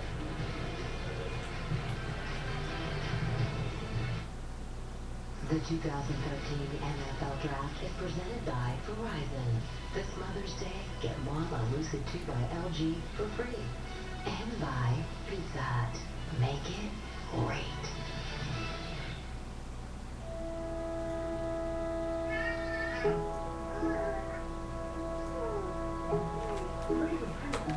Boy, Geno Smith lost. Was it Heisman Trophy winner? No. Number 1 pick? First quarterback taken? Look at all them L's. I mean, he's stacking up L's like Pringles right now. Which, I think, and Mayock was probably the only, like, analyst as far as, like, evaluating draft picks, like the talent that was coming into the draft, that really said he likes Geno, but, I mean, he found so many holes in his game that I think GMs either already knew or took a closer look after Mayock started speaking on it. Because Geno is like dipping farther than anybody thought possible. I mean, he's on Brady Quinn, Aaron Rodgers status. Like, basically, he is... I mean, what you gonna do? I mean, basically, the Vikings is... I mean, the Vikings could go that route, but I think they still want to make sure, they want to give Ponder one more go. Plus, they've got other glaring needs. Receiver, even though they did pick up Greg Jennings. Secondary, you know, they gotta, you know, that Williams wall, man, they gotta find some people to supplant that. They gotta find some people to replace that. So defensive tackle, linebacker. I mean, they've got their work cut out for them in that aspect. So Geno, I'm not seeing Geno as a Viking. I'm definitely, you know, I'm not. He ain't going to Green Bay. He ain't going. Who else has got picks right now? Atlanta's not gonna budge. They got Matt Ryan. They're too invested in him. Who else? I mean, look down this list here. Yeah, Baltimore, no, not gonna happen. Seattle, no. Seattle doesn't even have a first-round pick because they traded that with the whole Vikings trade with Percy Harvin. Cincinnati, absolutely not. Andy Dalton is their QB of the future. Welcome back here to Radio City Music Hall. There's a nice moment with E.J. Manuel. It's the great moment of the day presented by Pizza Hut. He got emotional. That's his mom in the red. She's been battling breast cancer, and the whole family is. Props to E.J. Manuel. Seems like back then. No, that's not like But it's Emmanuel family back. That was there. deep. Pretty neat stuff. And, you know, a lot of Buffalo Bills. But yeah, you look at this. The Rams, no, because they're still invested in Bradford. Minnesota, Indy, no. Green Bay, no. Houston, maybe, no. Denver, hell no. New England, no. Atlanta, no. Dallas, 55 mil guaranteed to Romo, no. Baltimore, threw 120 mil or something like that at Flacco, no. That boy is diving into the next few rounds. He is going to be second round material. EJ Manuel will be the only QB in this draft class to have been taken in the first round. That is pathetic. No disrespect to EJ Manuel, but nobody outside of Mike Mayock had EJ Manuel taken in the first round. They had Nassib, they had maybe Barkley, they had Geno Smith taken first round. Geno Smith was possibly top 5. Top 10. To not mention at all now. I think that's Tyler Eifert. Okay. Okay, I believe, or a corner. It's either a tight end or a corner, I believe, for Atlanta trading up. Xavier Rhodes is still on the board, and Tyler Eifert is still on the board. So that trade up with it for Atlanta is probably there. And now we're going to go up to Roger Goodell for the previous pick. For the Bengals. For the Bengals. With the 21st pick in the 2013 NFL Draft, the Cincinnati Bengals select Tyler Eifert, tight end, Notre Dame. Wow. So are the Bengals gonna go to a two tight end set because they already have Jermaine Gresham, unless they want to give Jermaine Gresham some comp. So that's interesting. Like I said, because Jermaine Gresham has been their tight end for the last couple seasons, and now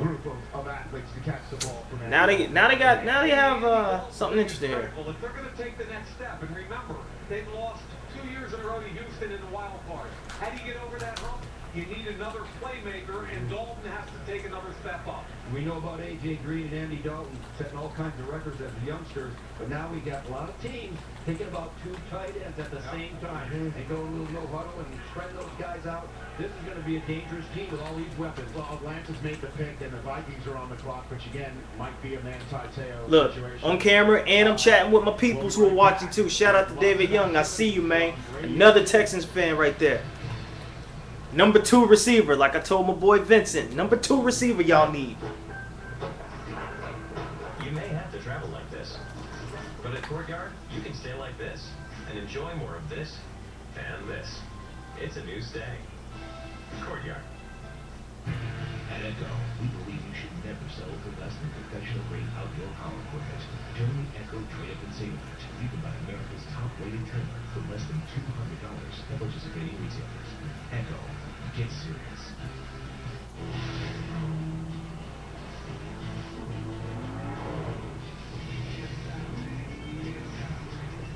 Just when you thought you had experienced performance, a new ride comes along and changes everything. The 2013 Lexus GS with the dynamically tuned suspension and adjustable drive modes.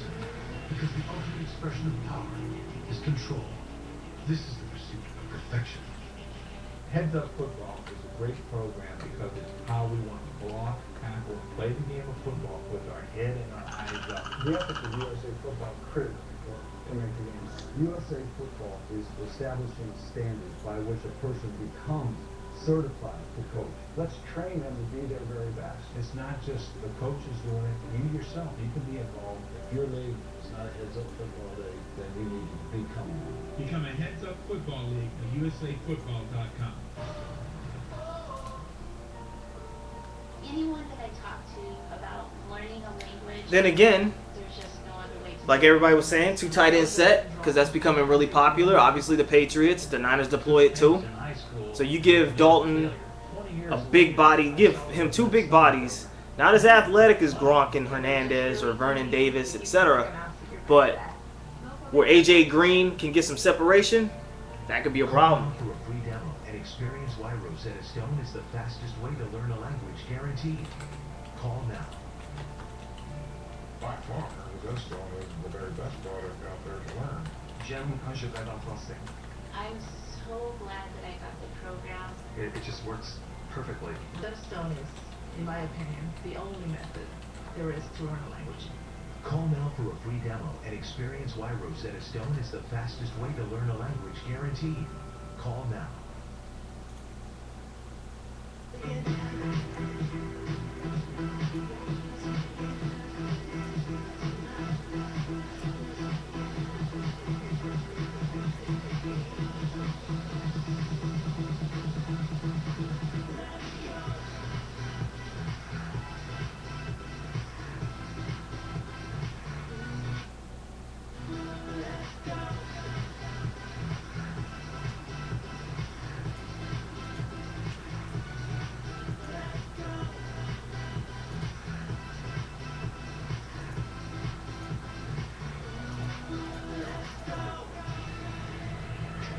The Atlanta Falcons war room where Thomas Dimitrov at the top of the table. All right, Falcons pick is in, folks.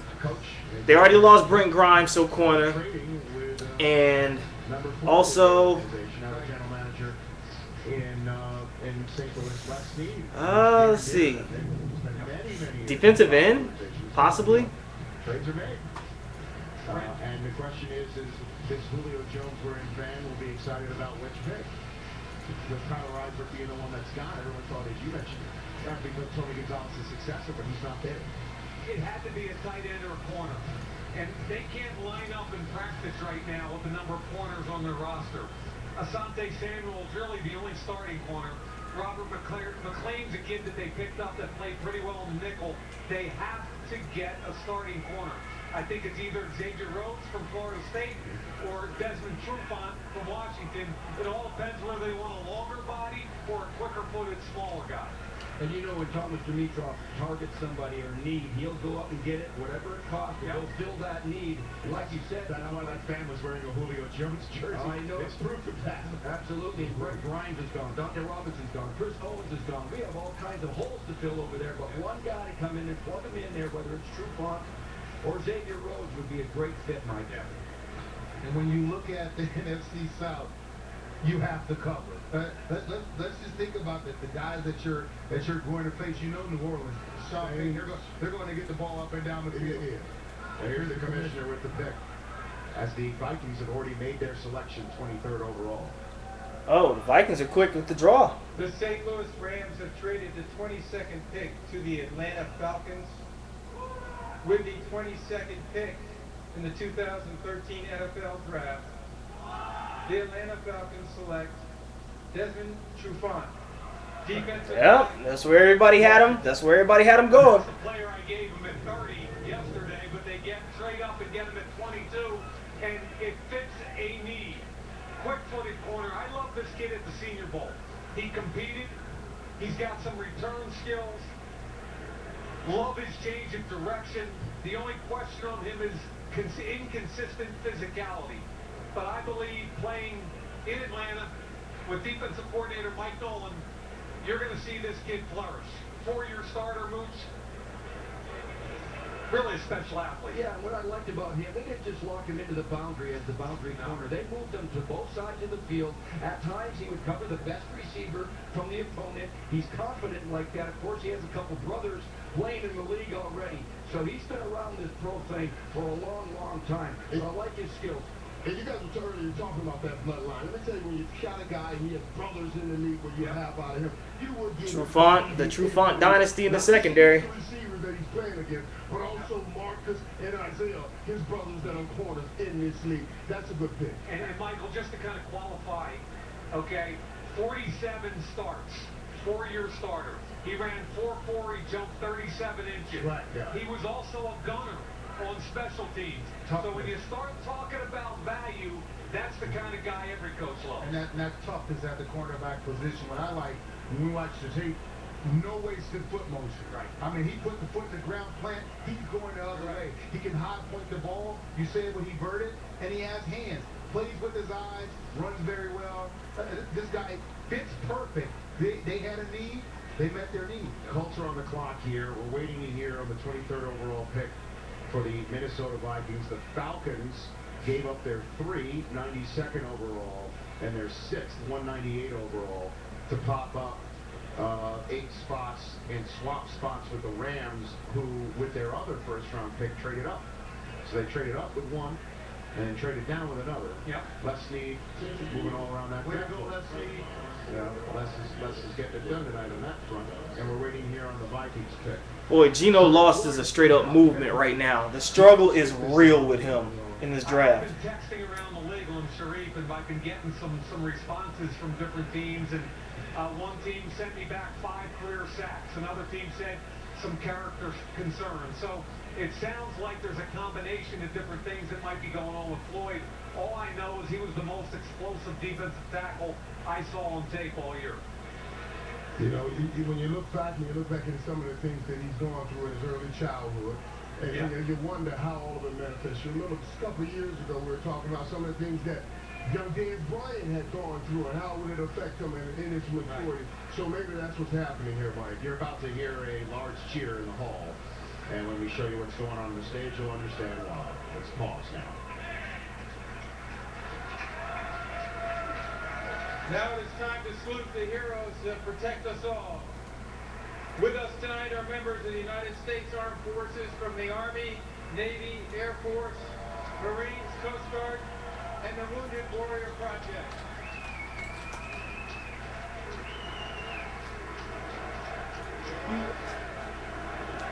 USA! USA! USA! Gotta do it.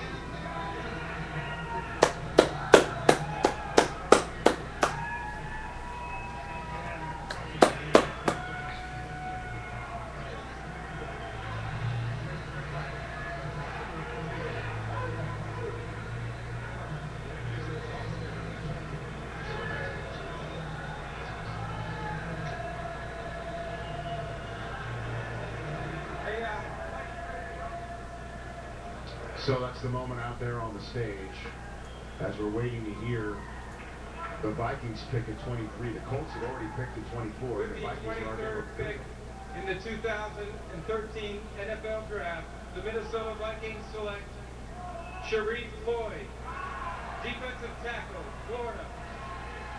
And there it is, folks. Like I said, the Vikings needed a defensive tackle to be the successor for that Williams wall, Kevin Williams. He ain't getting any younger. So this pick makes sense. Makes total sense if you're a Vikings fan.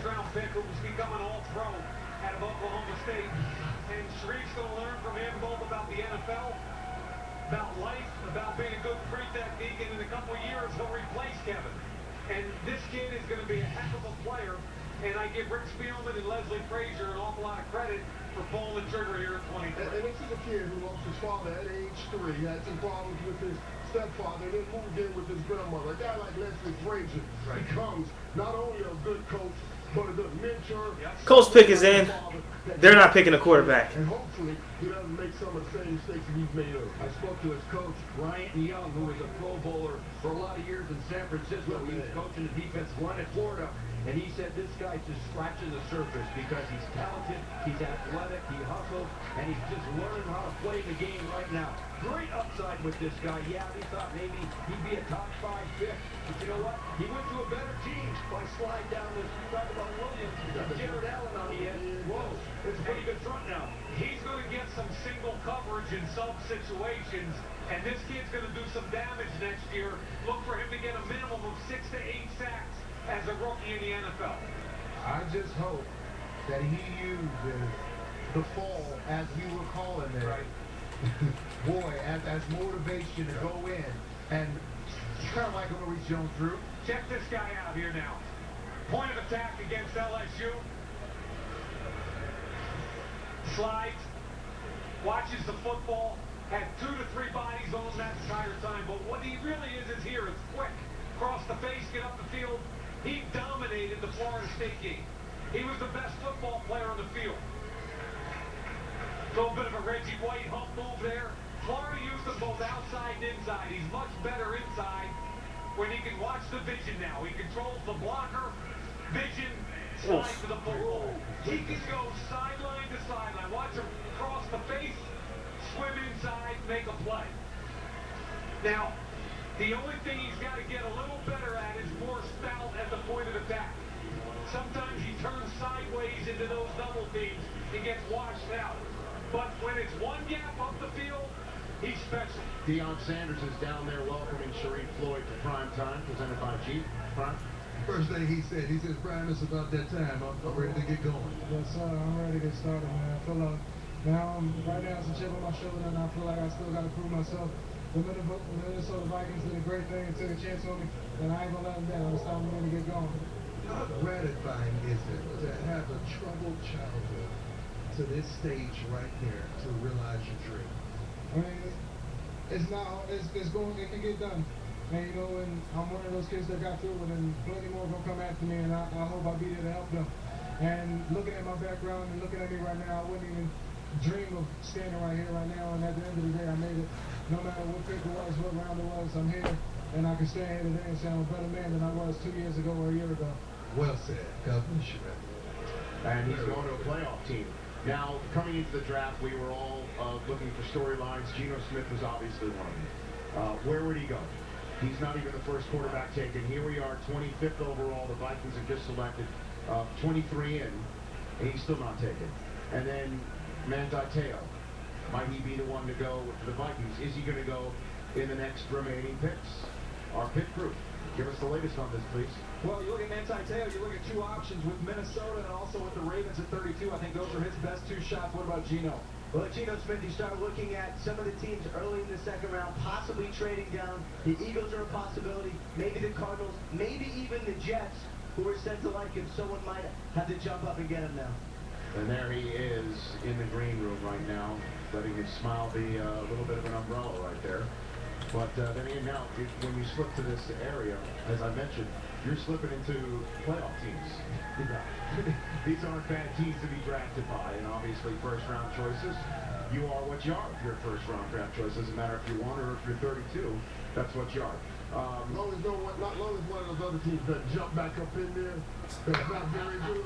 And then you got dinged twice, you lose the draft pick, and then you still got to go to one of those teams. You know what I mean? Nice flash. And then there you go. I need another drink. This is woo. Somebody get Geno a drink too. Matter of fact, shoot. Somebody get the honey badger online. Get him some of that good stuff, cause he gonna need it. Cause I know he's stressing. That struggle is massively mighty with him right now. Chuck Pagano likes those off-man corners. I think Rhodes could be that. Or maybe we start to see some more wide receivers come into play. All right, let's hear what the commissioner has to say. He's got the pick of the Blue Horseshoe. The Colts, who were first overall last year, now 24th. That's how quickly things could change. With the 24th pick in the 2013 NFL Draft, the Indianapolis Colts select Jordan Werner, defensive end, Florida State. Germany is coming to Indianapolis. And I had on my number 1 team needs was a 34 outside linebacker. Warner was a hand in the dirt defensive end at Florida State, but he's got the athletic ability to stand up. I think he's really a good fit for Chuck Pagano. Very similar to a guy by the name of Kruger. Hey, that he drafted in the smart pick. Basically, who was it? Freeney? Yeah, Freeney left, so they need somebody to replace him. There's your pick, folks. Spectacular physical trait. He does everything well, but nothing great. Now, that can be a real good player. Remember, Kruger became an All-Pro, and then in his fourth year, made big money in Cleveland. So this is a similar kind of guy. He will thrive in a Josh Pagano system. 13 sacks, man. 13 sacks last year, 14 starts. He's had gained 3.5 sacks against Florida, 4 sacks against nothing. This guy can get to the quarterback. Now, Mike, I wouldn't be worried a little bit about him being the ability to drop and make and cover and all of those things. But when it comes to put things, get to the quarterback, he knows how to do that. I was at his pro day, and they put him through the linebacker drop drills, and it was way better than I expected. The Werner family all excited. The Indianapolis Colts have themselves one of the top pass rushers available. Now it's the Vikings again at 25. Well, we're still catching up to the Packers being on the clock. And speaking of the Packers, Aaron Rodgers just tweeted out, I'm going to beat the graphics department here, just tweeted out, hang in there, Gino. Good things come to those who wait, quoting Paul Tagliabue. It's awesome. That's been over, and he tweeted that 5 minutes ago. It's already been retweeted almost 1,000 times. Oh, Aaron Rodgers giving Geno Smith some support. He still has a chip on his shoulder, and it still drives him to be the best quarterback in football. Mike, I love that. Mike, regardless. Mike, one of the best things that NFL Films has put out there in recent memory was the Brady 6 documentary. Yep, they do it. Sort of a star in. And Brady crying. Reading on the forum said, damn, Gino holding in that cry. It ain't funny, but it is. And he has one life. Not just football. It's amazing. Absolutely. These things hurt, they sting, and they don't leave. They don't leave. We'll chew on that as Roger Goodell comes to the podium right now. Vikings with their second pick in the first round. With the 25th pick in the 2013 NFL Draft, the Minnesota Vikings select Xavier Rhodes, defensive back, Florida Yep. State. So there's a corner. That's the thing. The Vikings are restocking that defense, the secondary, and that defensive tackle. So, yeah. So in NFL Network, guys, shut the fuck up about Monte Teo. Let him get picked. He obviously ain't going where you think he's going. Just shut up. And it's back-to-back Florida State players here in the latter half of the 2013 draft. And again, running through the photographs from birth through elementary school as they grow up, dreaming of the moment that you see playing out on the right side of your screen. Xavier Rhodes is going to the Minnesota Vikings, and he will join a Florida Gator there. Sharif Floyd.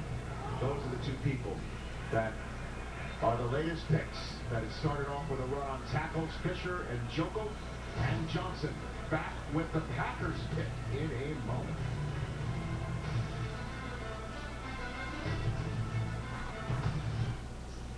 It's the end of an era. All hearts.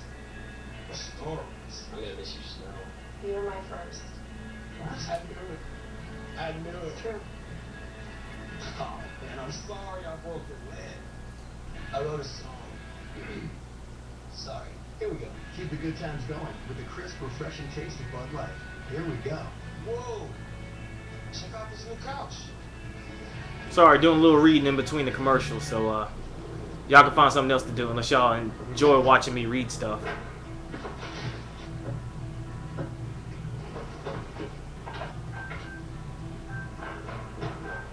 You may have to travel like this, but at Courtyard, you can choose to stay like this and enjoy more of this and this.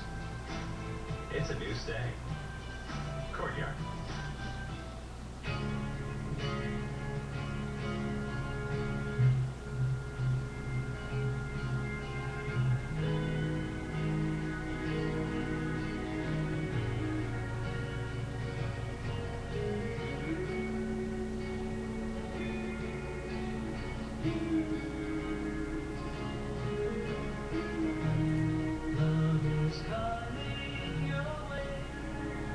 Commercial break. With NFL Game Rewind. Did you see the season finale? I forgot to DVR it. Don't sweat it. You just can't jump on demand. I can't do that with satellite. With Xfinity On Demand, all the latest episodes are right there for you. Am I right, Gary? Time to man up. That sounds amazing. And I'm ready to man up. Hey, dude. You talking to me, dude? No. It's talking to Terry. It's not the man, no. Listen to Terry. Austin is catching up on the latest shows from the Top 40 Reports with Xfinity. GoRV puts you in the driver's seat this April. Enter Outdoor Channel's Spring Fever Sweepstakes presented by GoRV, including great prizes, along with a 2013 Flagstaff Classic Floating Kingdom trailer from Forest River. Log on to OutdoorChannel.com every day in April to win great prizes.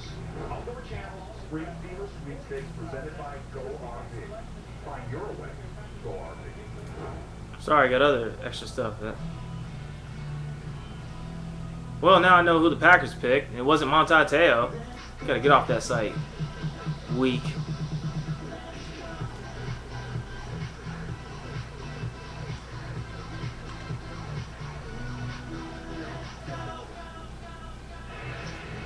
Welcome back to Radio City Music Hall, and Geno Smith of West Virginia. What a stellar career. He is congratulating Xavier Rhodes, as Rhodes was the one to complete the 2 first-round selections for the Minnesota Vikings. That Xavier Rhodes' selection was with the Seattle pick that they acquired in the Percy Harvin trade. So Harvin going to Seattle results in Xavier Rhodes bringing his talents from Florida to Minnesota. We are live here at Radio City Music Hall, closing in on 11 o'clock Eastern Time here.